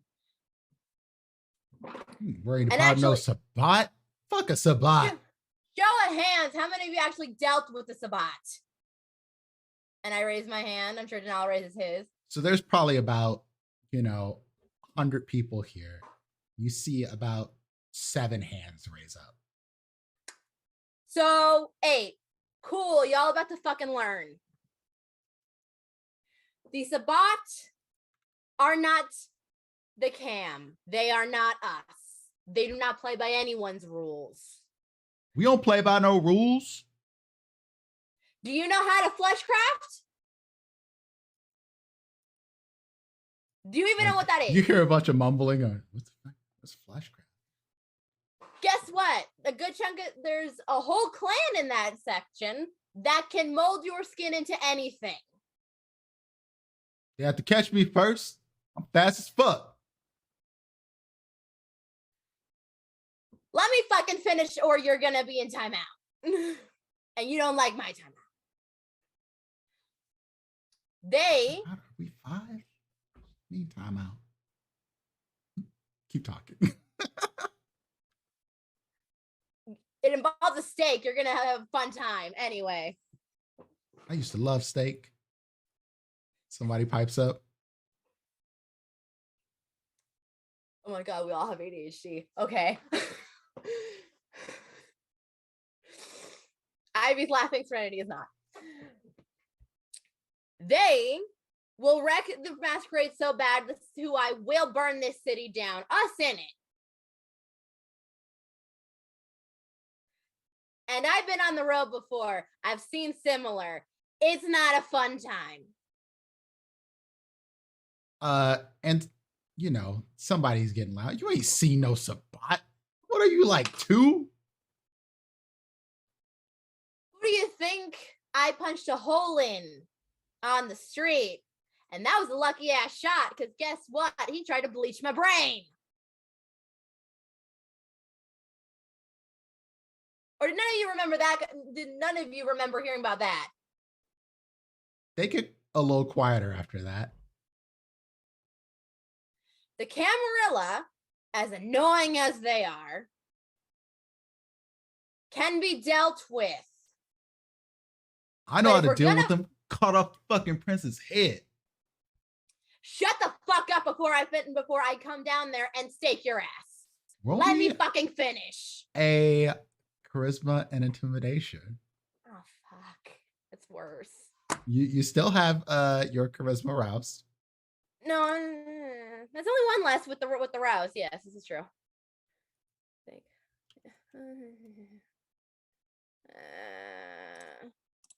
Remember, these are our children for the most part. No, yeah, I have a feeling if I could punch through all of them. I have a feeling, but I don't want to do that if I don't have to. Their difficulty.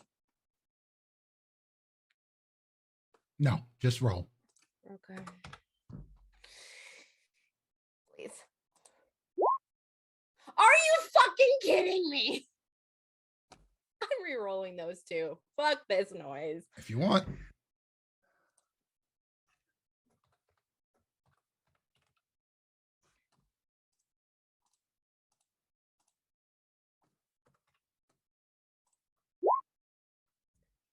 Two. It's another success. Let me see. That's fantastic.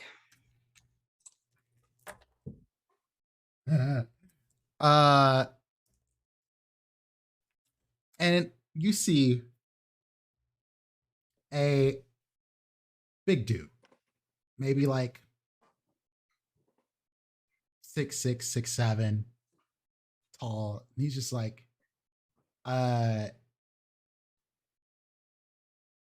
walks up to you, Serenity, and he goes, maybe you ain't cut out for this. Maybe you ain't no real leader. I'm still higher up on him because I'm still standing at the bar, right? Mm-hmm. I get down and I knee him with everything I have. And I will activate prowess for this. Well, go ahead. Roll the rouse check. I'm going to be a 3. Oh, Lord. Hey, I succeeded. I'm not trying to actually hurt him, so we're just going to keep the prowess on. That's going to be too automatic to damage. So you're going to fuck him up a little bit no matter what. Okay, that's fine. And I am rolling my usual strength and brawl, correct? Strength and brawl.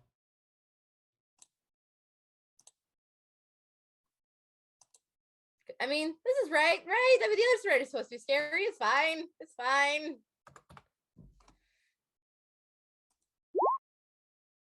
Oh, fuck. 6 successes plus potence, prowess. How many dots do you have in potence? 5, actually. Oh, you. So where do you knee him? Where do you think? Oh, good God. So If I can make it a quick combo, if I can make it a quick combo, I will knee him and then punch him in the face and just let him go to the floor like, are you done? You just ruined this man's whole life. So He earned it. I'm sorry. So here's the thing, right? Kindred still have parts, right? And things still hurt you. Oh, yeah. And while things don't necessarily work the same, pain still happens. And considering what you are capable of, Serenity, with this knee and this punch, you've crunched his pelvis and you shattered his jaw, and he just drops. I need a minute to recompose. When this happens, Serenity, you could hear a fucking pin drop. Like everyone goes quiet. And Gabriella, bless her heart, goes over this dude, looks at his face and says, "You just got knocked the fuck out." I can't breathe. Hold on. I need a second. Can't breathe. Okay. Everyone's listening now, Serenity. So whatever you tell them, they'll take.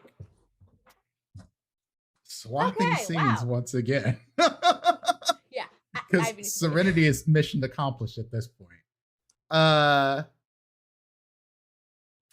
We're going to bounce it back to Aurelio and Ari.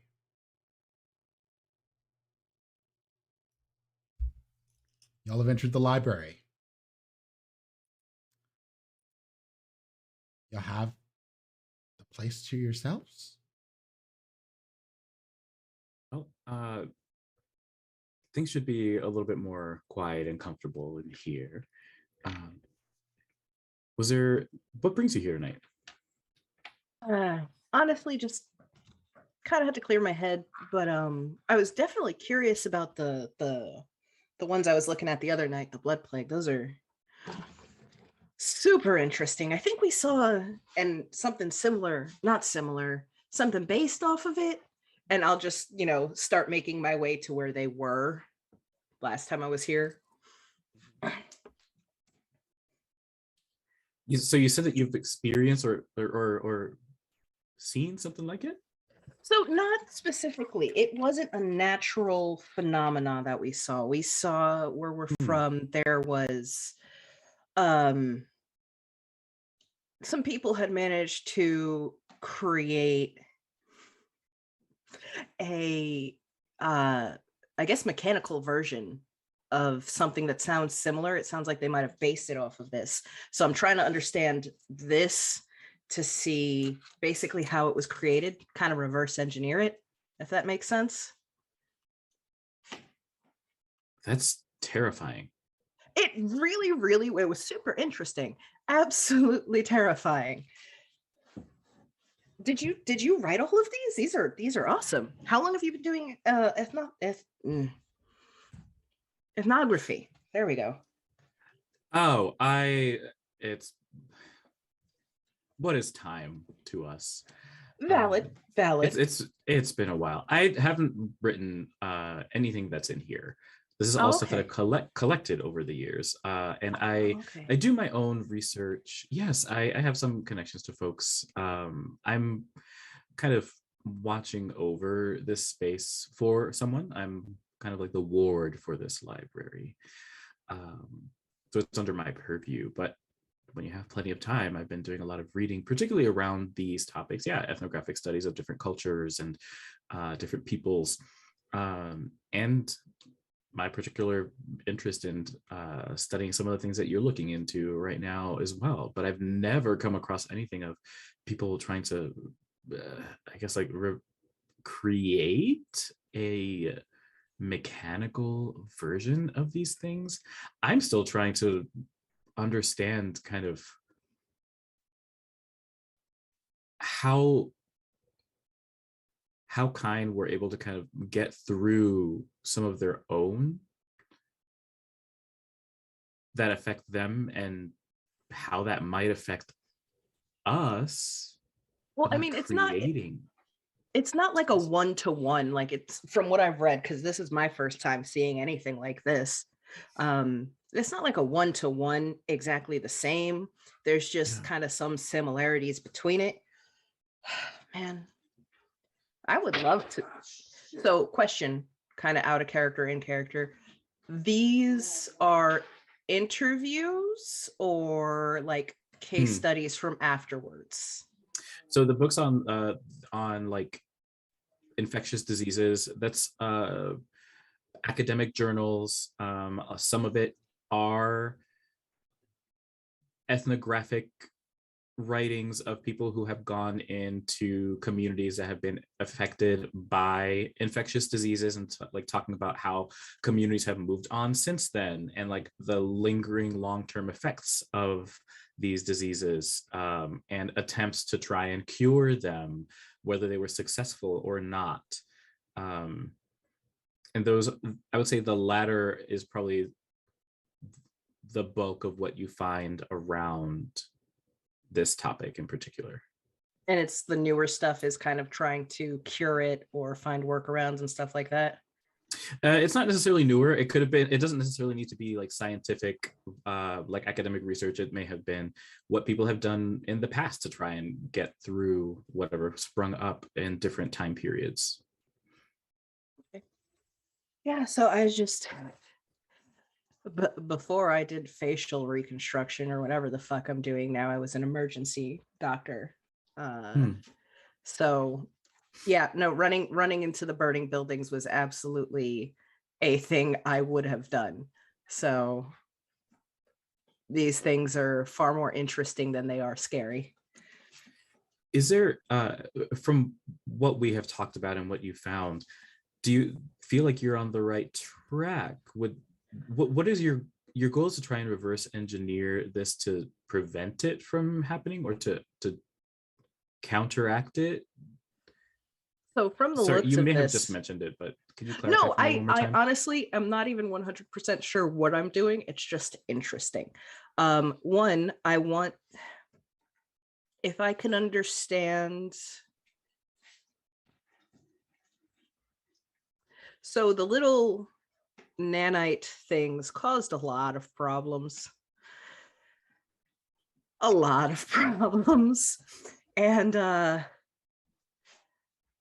either stopping their creation or being able to negate them if they are based on something similar would be super helpful, because it could avoid a lot of problems.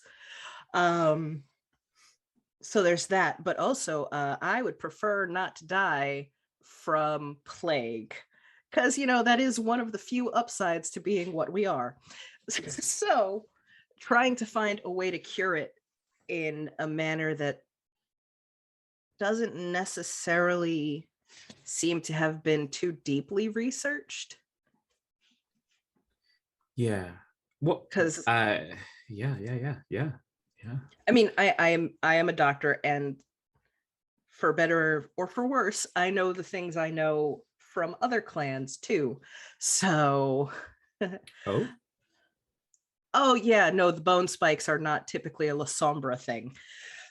So fascinating. How did you come across that then? Personally, and you're not going to believe me, Dracula. I have no idea in this universe, but Dracula. Taught you how to do that? Yes. Oh. Can they teach me? I don't know them here. Okay. What does it take anything special?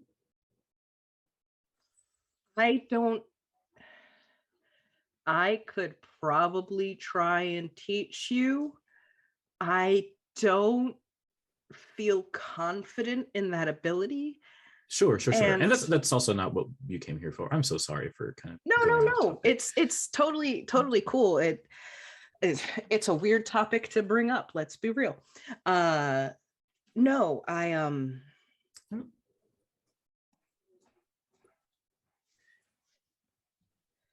Are you? I don't.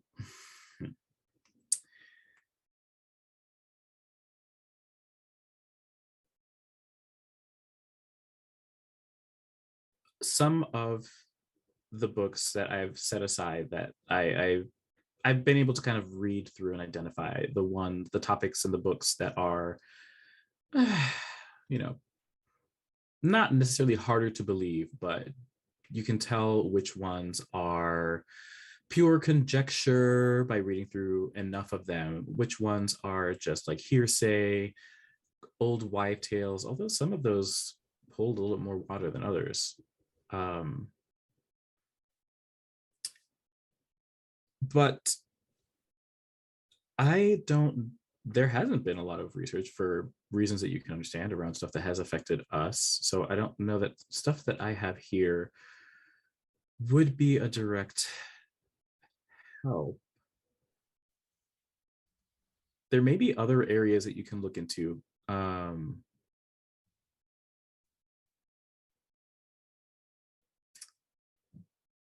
I can see what I can do to get you some access here. Until then, I think it might be best if I hang around while you are around. No, absolutely. That's fine. Honestly, and I start kind of flipping through the books and like cross-referencing stuff. I'm like, honestly, if I could get blood, that would be great. It would also probably wipe out half of Philly. However, it would be great. So I don't even know where to start. Like, short of going to some of these places and seeing if I can't find anything, but blood to try and test and like create a antidote. yeah, no, pretty much. I mean, most like dangerous diseases are kept in very small doses in order to test against to see if it's actually effective. The problem is I have never seen this, and these, while certainly entertaining and interesting, are not replicable. Storyteller, would it be reasonable? Would I know if there is, well, you can tell me, do I have a book in the library that has any indication, since this is for kindred, of plagues that have affected kindred? Yes. And I will. But, oh, well, you tell me on that end of things, because I suspect that you most certainly do. Where you keep them.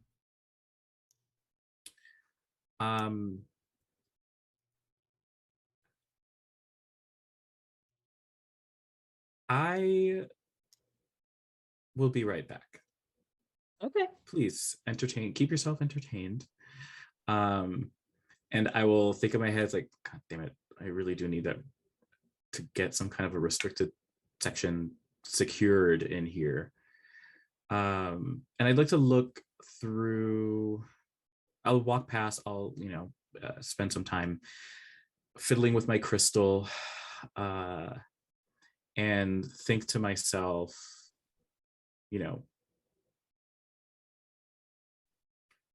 about making a decision.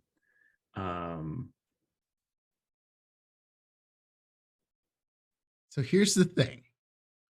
From the storyteller end of things, you probably have more information on this than most kindred around. Caveat is you've written it.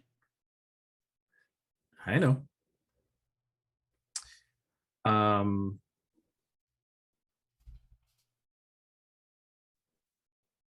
Yeah, so I will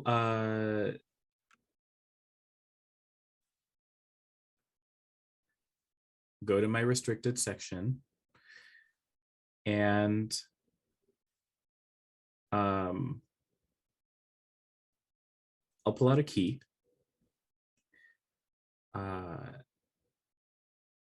And I will come back over to you and when the stack of books that you have buried your nose in. And I'll say, let's have a follow-up chat. This is purely a symbolic key.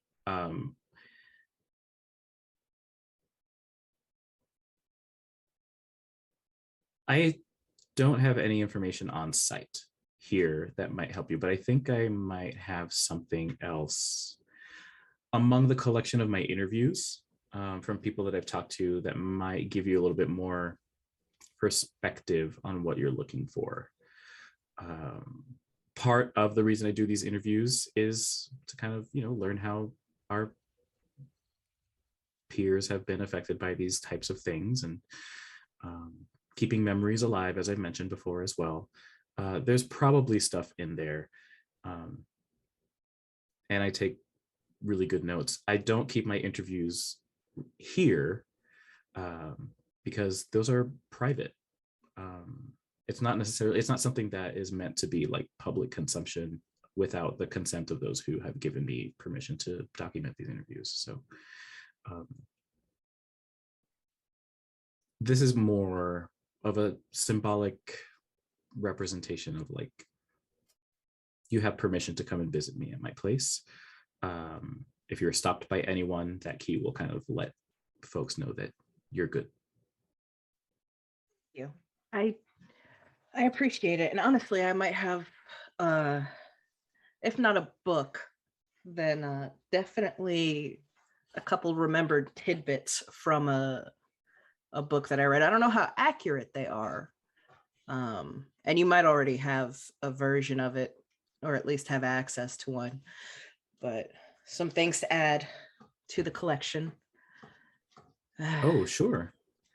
And I would love to, I am curious about your own work. Would love to come by and check out your laboratory sometime if you want to share a little bit about your expertise and knowledge.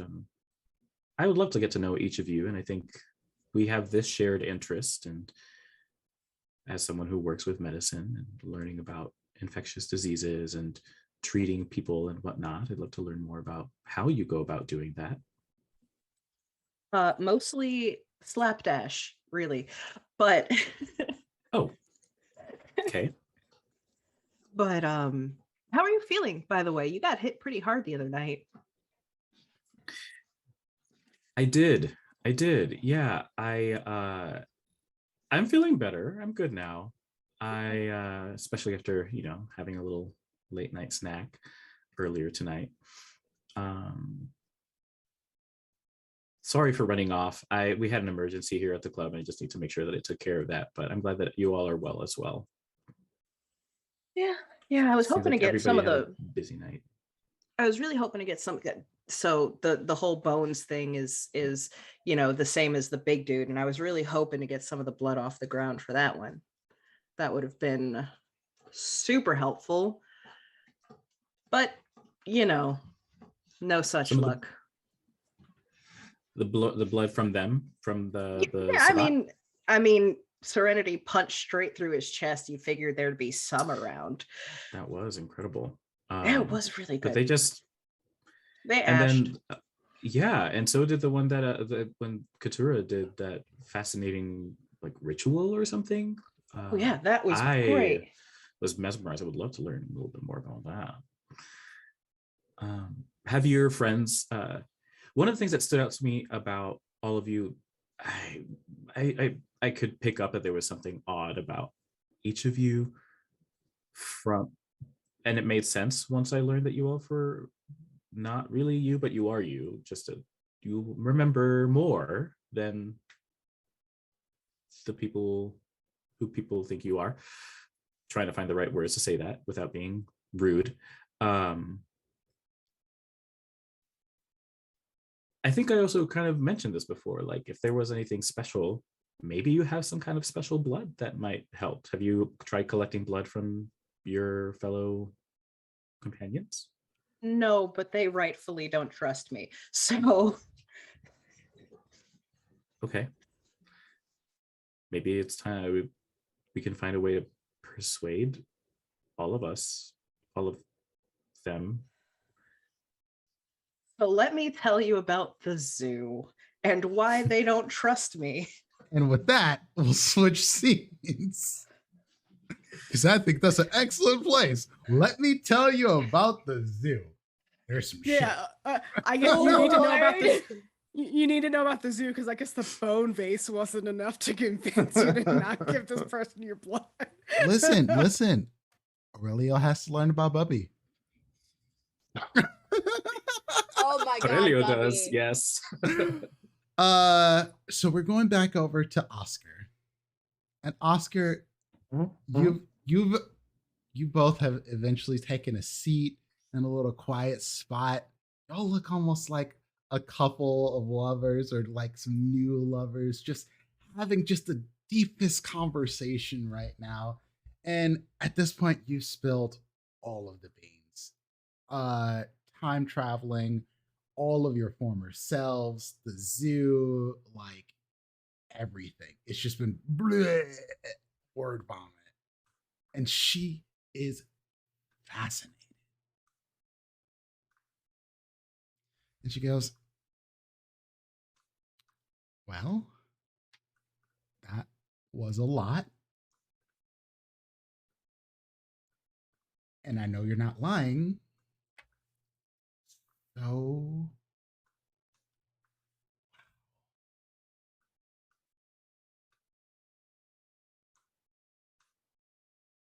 and Oscar, here's the weird thing, the especially weird thing for you, because you remember this.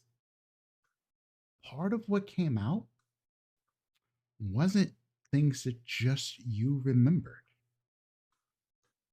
It's the Oscar from this time. And because it was both of you, this is why she's so fascinated. Because Oscar, what you've learned in this time was your goal was to destabilize the Camarilla while you were here. Because an active Camarilla meant an active Tremere. And you knew, or know, your other self, that the Tremere were trying to establish a new chantry here. Many of the Tremere that were in New York are not so much dissatisfied with the prince there or the leader of their chantry. But some of the younger ones are looking to, get somewhere where they could have a little bit more freedom. This, however, is not good for your Oscar because that means they might start investigating shit. And you've been tapping into ley lines and other shit that you probably shouldn't know about. As a matter of fact, you spilled the beans on the fact that you've kidnapped a few Tremere. You're wondering where the fuck those cells came from that you have in your house. You used them and disposed of them. And so this is why the duality came out and she knew something wasn't right. And as you finish this conversation, you get a text message, Oscar.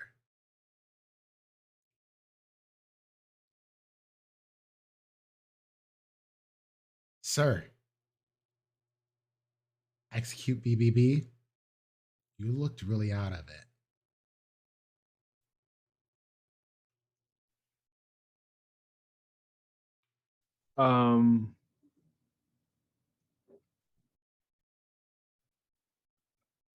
I'll take this moment and say BBB question mark.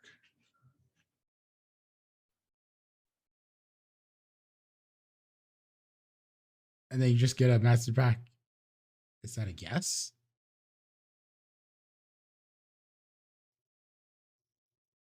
Thumbs up emoji.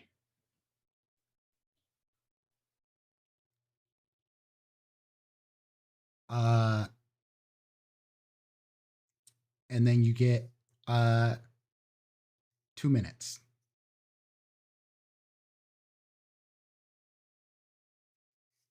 I'm going to stand up, excuse myself, say after that, She grabs I your need. arm. And she's like, where are you going? I'm going to use Daunt on this. Okay. Technique requires resolve and composure. From her. Let me see. Add the user's presence rating to any intimidation rolls. Yep. So it's my presence plus intimidation. Yep. All right. Your presence. So you're going to add your charisma and presence and intimidation, all of those together. And you just add the numbers in your presence. So you don't have to, those are just successes. Okay. So I have to roll For those me, extra I'm two just going to dice. add those as successes. Yep. It's not Okay. necessarily the rules, but just roll All the right. rest of them. So charisma. Intimidation.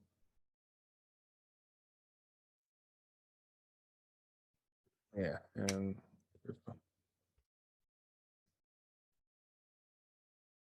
difficulty. I guess You just roll.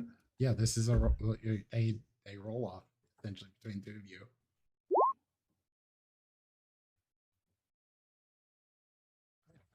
That's right. So it's gonna be +2, so that is 4. Do you want to re-roll your two? Yes, I do.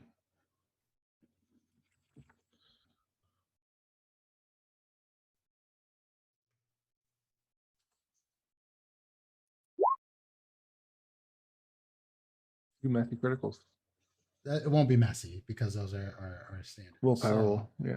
yeah. So you're going to have, that is going to be 8 successes. And Oscar, she says, I miss you. Can I come with you?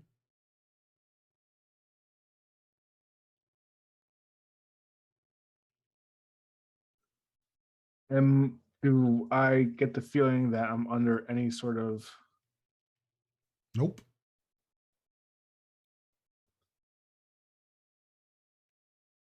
I'm going to say I'm going to be a moment. I need a little bit. That was obviously a lot. And I'll be back. Cool. And are you leaving the building, Oscar? Are you just, what are you doing? I am pretending that I'm going to go to the restroom, through the kitchen, out through the back. So the way this is laid out, Mhm. there is a one part of the way you enter this building. And I could send it to you, but at this point it doesn't matter. There's a restaurant on one side and a bar on the other, essentially. You're on the bar side. The closest restroom to you is, entrance, elevators going up the other way, and that's it. Like there's just a door to a restroom. So you can walk out of the building, but going through the kitchen means you'd have to go all the way around the other side of the restaurant. And you'd be seen by a lot of people who would probably try to stop you. Or you can walk outside, which you can see Market Street outside of the building. You know what? I'll do that. Yeah, I'll go out the front. And then I'll do.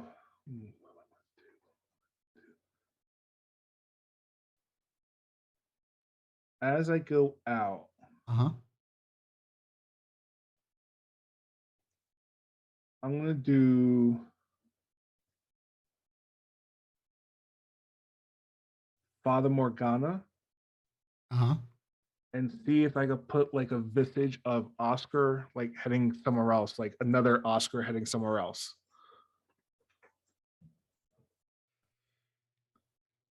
Do it. What's the role for Fata Morgana? I had to do manipulation plus obfuscate. And what's the contestant role on this?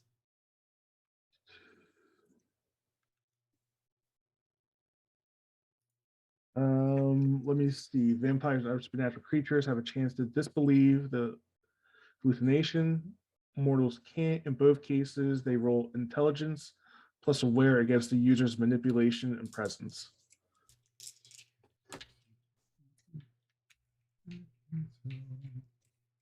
Okay. So I guess I do manipulation, presence, and obfuscate. Manipulation. What does it say on there? Now I'm confused.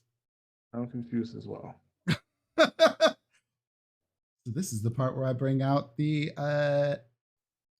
companion, because In this both was cases, in they the make an companion. intelligence plus awareness against the user's manipulation plus presence.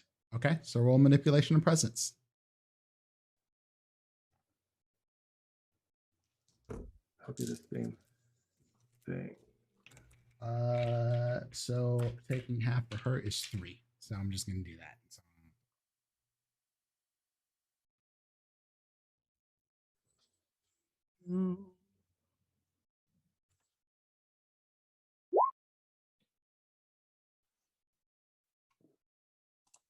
And I will willpower the last. let's see what you do. I go.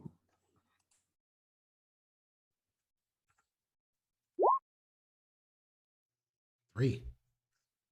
Okay. So, this particular case, ties go to the defender. So, she sees through this. And Oscar, as you're walking out the building and you do this, she kicks off her heels and runs out the building. And as she exits the door, the entire bottom floor blows up.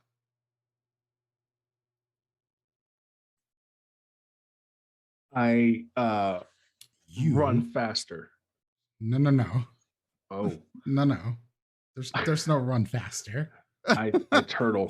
You weren't running. You were casting a spell, essentially. There's no running faster. Unfortunately, you do not have a reaction this round. Yeah. Let me do a thing.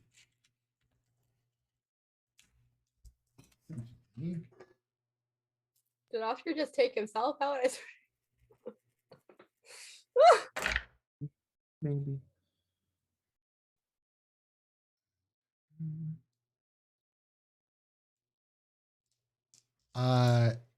Oscar, you take so do you have fortitude or anything like that? I don't know. Excellent. I don't think I do. Should have blood shared with us, my guy. Oscar, We you're tried going to tell you. take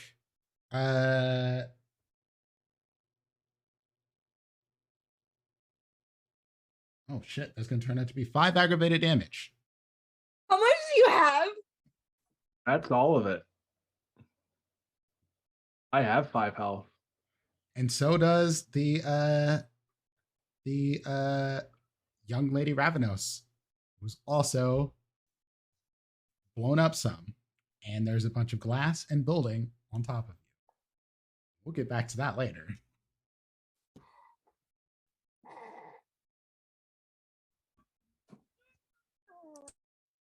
Katura. No.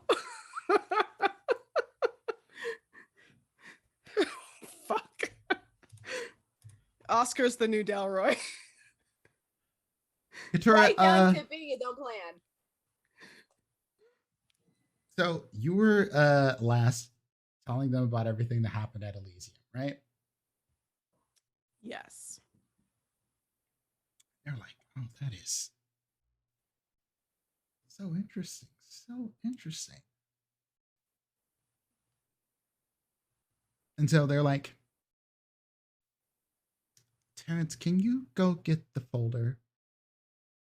And Terrence is like, absolutely, mistress.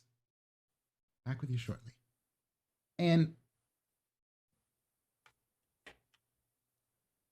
Michael looks at, or not Michael, fuck, I keep saying Michael. Aaron looks at you and he goes, so I heard about the thing with the detective. I'm glad to see you putting your powers to use. Oh, that. How did you hear about that? Mm, we have little birdies in the right places at the right time. Of course. The family Yes, has I. police connections, and Mm, 1 + 1 = 2. of course, of course. So, and then Terrence comes back with a folder. And Okay. Delilah says, please give this back to Miss Baptiste. And he does. And Delilah goes, in this folder is the man we think that is working with Amber. Okay. I'll like just flip it open. And you see Mortius. Morpheus. No, Mort. I heard Mortius. what you said. I heard what you said. And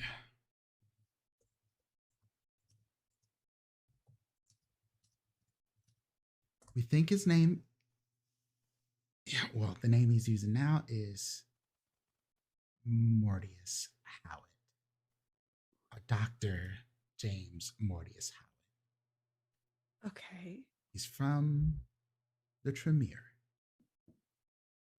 He's the one who figured out this whole alchemy ash finder thing. He's the one we need to go after. And do we want him dead or just useful to us? Absolutely eliminate him. Okay. Just making sure.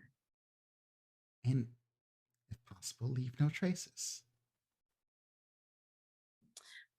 I'll see what I can do. I know some people.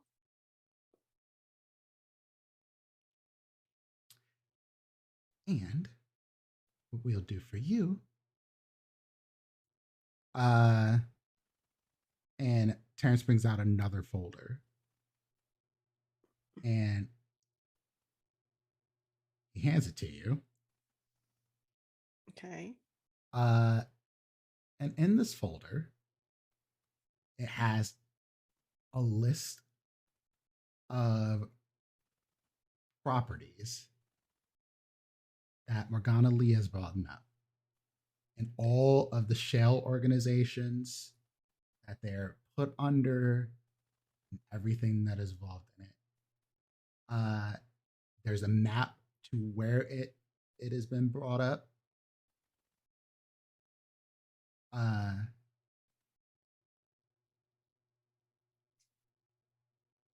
Normally, we don't do this, but I believe in this particular case, we could pay you ahead of time because I trust that you'll do great work. Thank you so much for putting your trust into me. I really appreciate it. And this is lovely. I almost feel like I'm being proposed to right now. And you see Aaron's smile widen to almost like a creepy, inhuman amount. And you see the like fangs Jack lengthen. Skeleton vibes from like Haunted Mansion vibes. And Delilah pats your hand. She's like, listen, I know you're busy. You can hang out with the rest of the family out in the back. Or you can head off to do whatever it is you need to do. But just for the sake of safety, because of things that are going on with the city, we'd rather not meet again until we know the job's Understood. Um, in that case, I would like to spend more time. done. Cool. Excellent. And Terrence leads you out back, and there is a sacrifice happening out in the back. And there are some members of your family, your particular part of the family, out here too. And so you have a little bit of time to, hang out, learn a few things. Yeah. Yeah, it's like, oh, lovely. This is what you're familiar with. Yeah. There are praying to the Loa and the Baron. You know what it's all about. Right, of course. Yeah. I I think for the first time, go ahead. Katura feels like, I was just gonna say, I think for the first time, Katura, for the first time in a long time, like being with the other members of her particular subclan, she feels like content. Like, I know this, like, this makes me feel like I'm back home. Yeah, and just like for however long this sacrificing party goes on, she's just gonna stay there. Cool.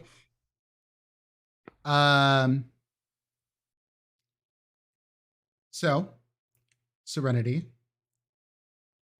your roll me charisma and leadership. I just want to see how you roll. And again, your charisma is still roused. Okay.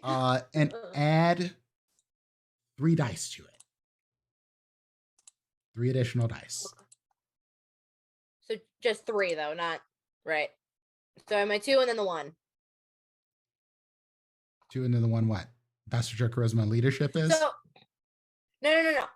So when you said you add 3, is that including the charisma bonus I already have because I roused?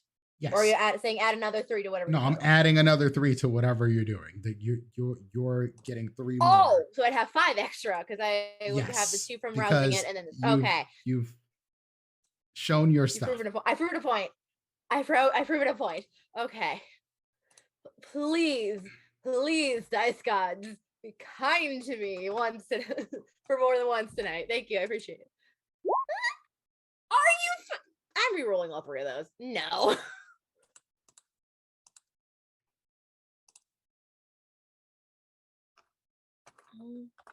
Do it. It says bestial failure, so I got confused. No, it's not a bestial failure. Still, I want to see. Is there no difficulty? So no difficulty. You're just rolling to see how convincing. 1 more. So 1. Oh, that's so 6. 5 successes. Wait. 1, 2. Yes. Oh, those aren't the. Okay, that's the regular one, not the. I thought for some reason one of those was a crit. 5 successes.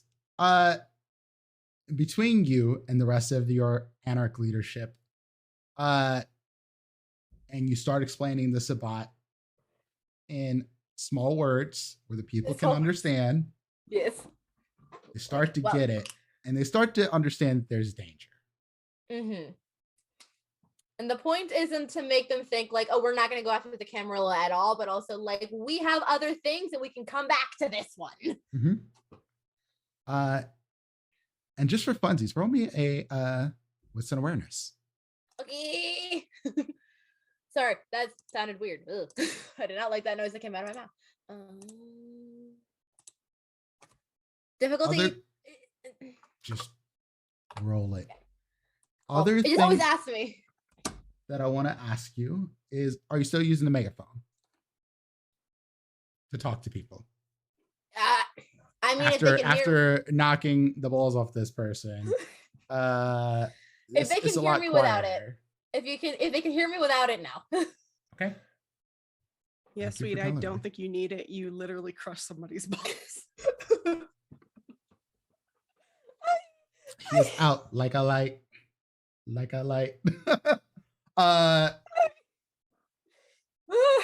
Cool. Serenity, they are ready to do whatever you say. Cool. And if the Sabbat is the big problem, then they will follow you to fight the Sabbat. Cool. And are you staying there and staying with your hyped up anarchs right now?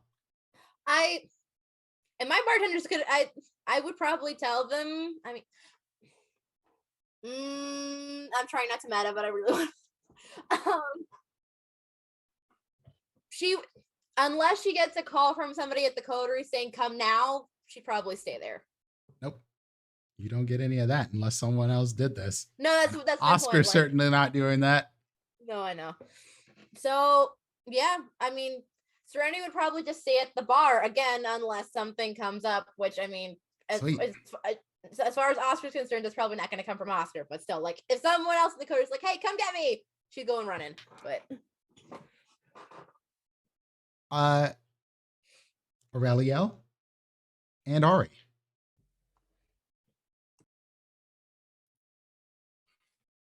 With the rest of your night ahead of you, is there anything else that you wanted to accomplish or do before the night's over?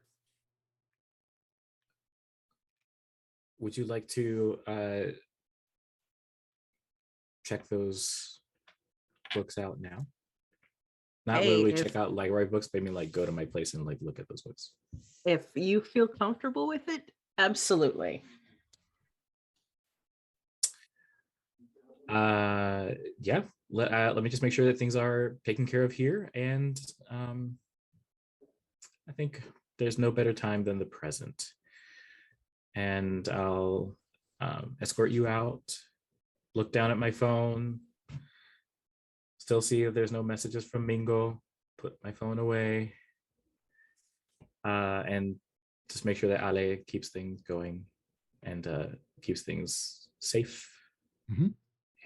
And yeah, I will bring Ari back to my condo. Probably would exit? ask. Oh, go please. I was just going to say, I probably would ask at some point, hey, have you heard anything from anybody else? Because it's not like I can get updates.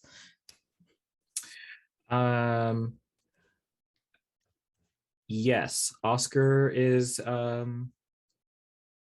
going somewhere, having a meeting with someone.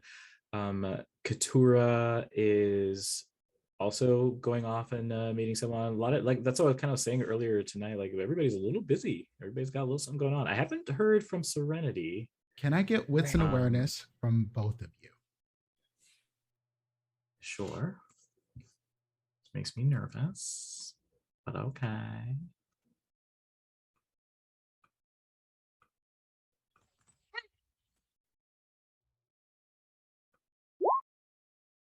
That was terrible. We're going to re-roll that. Holy shit. Wow, the dice gods are not with y'all. I'm doing a reroll. Okay, Ooh. so 5. That is 5. Yep. Still not great, but Bruh. And 3. 3. And when you go outside, out into the night air, you can see downtown Philly, as always, buildings, so on and so forth. But you see smoke, and you hear sirens. from the direction where I live or no? Actually, I don't know. I don't know where I live. So I guess that's a moot point, moot question. It would be closer to where you live, for sure. From where you're coming from, yes. That's not good. And I'll point in case Ari doesn't notice it.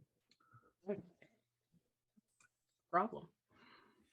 Well, I live that way, so maybe we'll get wind of what's going on the way there. Yeah. Unless you want to avoid it. Do you think it's best to avoid it? Let's go play looky-loo. And all right. Someone walks outside and says, "Yo, y'all seen this shit? The what? Loft Hotel blew up." And that is where we're going to end our session. Holy moly. So, thank you all for Yeah. joining us for Vampire the Masquerade, Philly by Night, a rolling these 20s, John. I am your storyteller, Prince. Once again, I hope you all enjoyed yourselves. Yeah.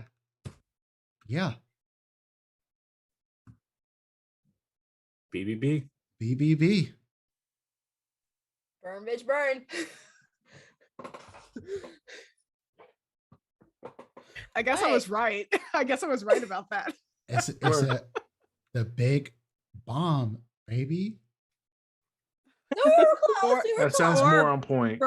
Burn bitches burn. That's the same, like kind of the same thing. No, that's along the lines of my goons.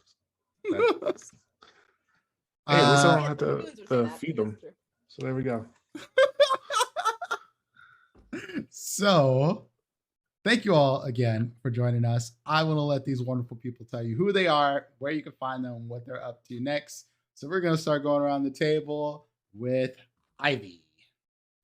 Hi, I'm Ivy. You can find me at IVM2757 on Twitter, IVM_57 on TikTok, and Serenity content is actually starting to roll out on there. And oh boy, do I have ideas for concepts that haven't happened yet. But there is an Amazon wishlist and a Ko-fi for cosplay endeavors. I am here on Saturdays per usual, and that's kind of it for the moment until we figure out what our next show is. But you'll probably catch me around. Indeed. Juice. I am Juice, no pronouns, just Juice, and I have played Horario Valentin, our Tremere bookworm. And you can find me on Thursdays on the Greater Restoration channel for the finale next week of our Tales of Faerun Book 1. Thursdays, 8:30-ish Eastern Time. And you can find me on Twitch and Twitter. Oh yeah, it is 8:30. Sorry, I forgot that the time got changed. Yeah, it was 8 for anyone who was watching previous live episodes. We've kind of pushed back a little bit. And Twitch and Twitter, the Juice TM. Links are over there. Mikey Mike's not with us tonight, but we'll drop his links in the chat as well. Lonzo. Hey, Alonzo. I was playing Oscar Leon Ponce, our Ravnos hacker, kindred mob boss pancake. You can find me on Twitter at Alonzo Gonzo. You can find me on Twitch at Alonzo Gonzo_. I think I picked out our next game we're gonna play. We finished Ghost of Tsushima. I finished a couple games offline, so I'm in the mood to start something new. And I think I picked it out. Keep an eye on my socials because there's some things coming up that y'all may want to check out. But yeah, thanks. I mean, look at it this way. Ari picked Snake Eyes in both timelines, and you got flattened by a building in both timelines. So Well, he didn't get flattened by a bullet the first time. No, he got kidnapped by Two Eyes. That's a different thing. Yeah. No, this was still No, first. hold on. You wasn't- ended up under a building in both situations. This is true. shit. Oh, this is true. And I can't punch him out of it this time. I would say low also blow. when like Kane leveled the building that we were. Oh no, that was Oscar wasn't there. Oscar I was He there. wasn't there. Yeah. That's right. Never mind. Fair. Hi, I'm Fair, and I've been Couture Baptiste Assassin? ? You can follow me on Twitter at Fairbear. Tuesdays, you can find me over on fortnerd.com, 8:30 p.m. Eastern for Dreadful Tales Arc 2, where I play Akira Stormslayer, your Oath of Glory Paladin. Thursdays, you can also find me over on Greater Restoration Crew for Tales of Faerun, 8:30-ish Eastern, where I play Princess Nouvelle Dustin, your Arcane Trickster Rogue. Fridays, well, this coming Friday, you can find me over on Chaotic Tiefling ATL for the finale of Thirsty Sword Lesbians, where I'm really sad about it, where I play Sophia Umbermore, your Baby Gay Nature Witch. And yeah, I have a lot of other stuff coming up that hasn't been announced, so stay tuned to my socials. Sweet. Liz. Hey, I'm Liz. I am Fuzzy Slippers 05, wherever you want to find me. Mostly I am here and on TikTok. That's about it. Links are over in the chat. Make sure you're following. And I am your storyteller, Prince, also known as Dibbles and Dice around the internet. That is where you can find me. Twitch, Twitter, Instagram, and all that jazz. Let's see. Next thing you'll find me on is tomorrow at 11 a.m. Eastern time, which means I can't stay here too much later. Otherwise, I'm going to have a very bad time. But I'll be on my channel, 11 a.m. Eastern time for Wayward Revelry, a D&D 5e While Beyond the Witchlight campaign. We were off last week, so we're looking forward to getting into Hither coming up this next episode. So we've started there and the Feywild, and we're gonna learn some things. I'm also over on the Amphitheater on Tuesday nights at 8 p.m. Playing in Eualia, which is a Redwall themed D&D 5e campaign. This week is also the finale of our D&D campaign over on Faeforge Academy. It's our last episode of that chronicle. I'm very, very sad about leaving my character. That's been an emotional ride, and I imagine that this last episode is going to be even more emotional.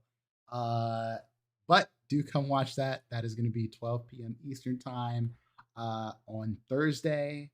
And yeah, Vancouver. Saturdays, Vancouver by night, 6 p.m. Eastern time. Some of you probably already came over from there, but you should keep coming over from there because that's where I'm at. So that's that.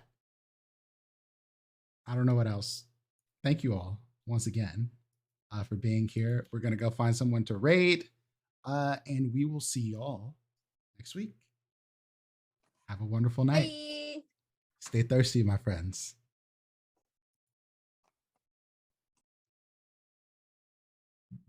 Also, if your toreadors don't eat ass, what are you even doing?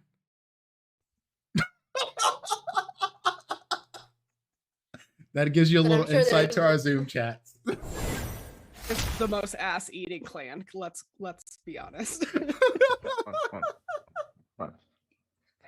I would be curious to see an ace. Uh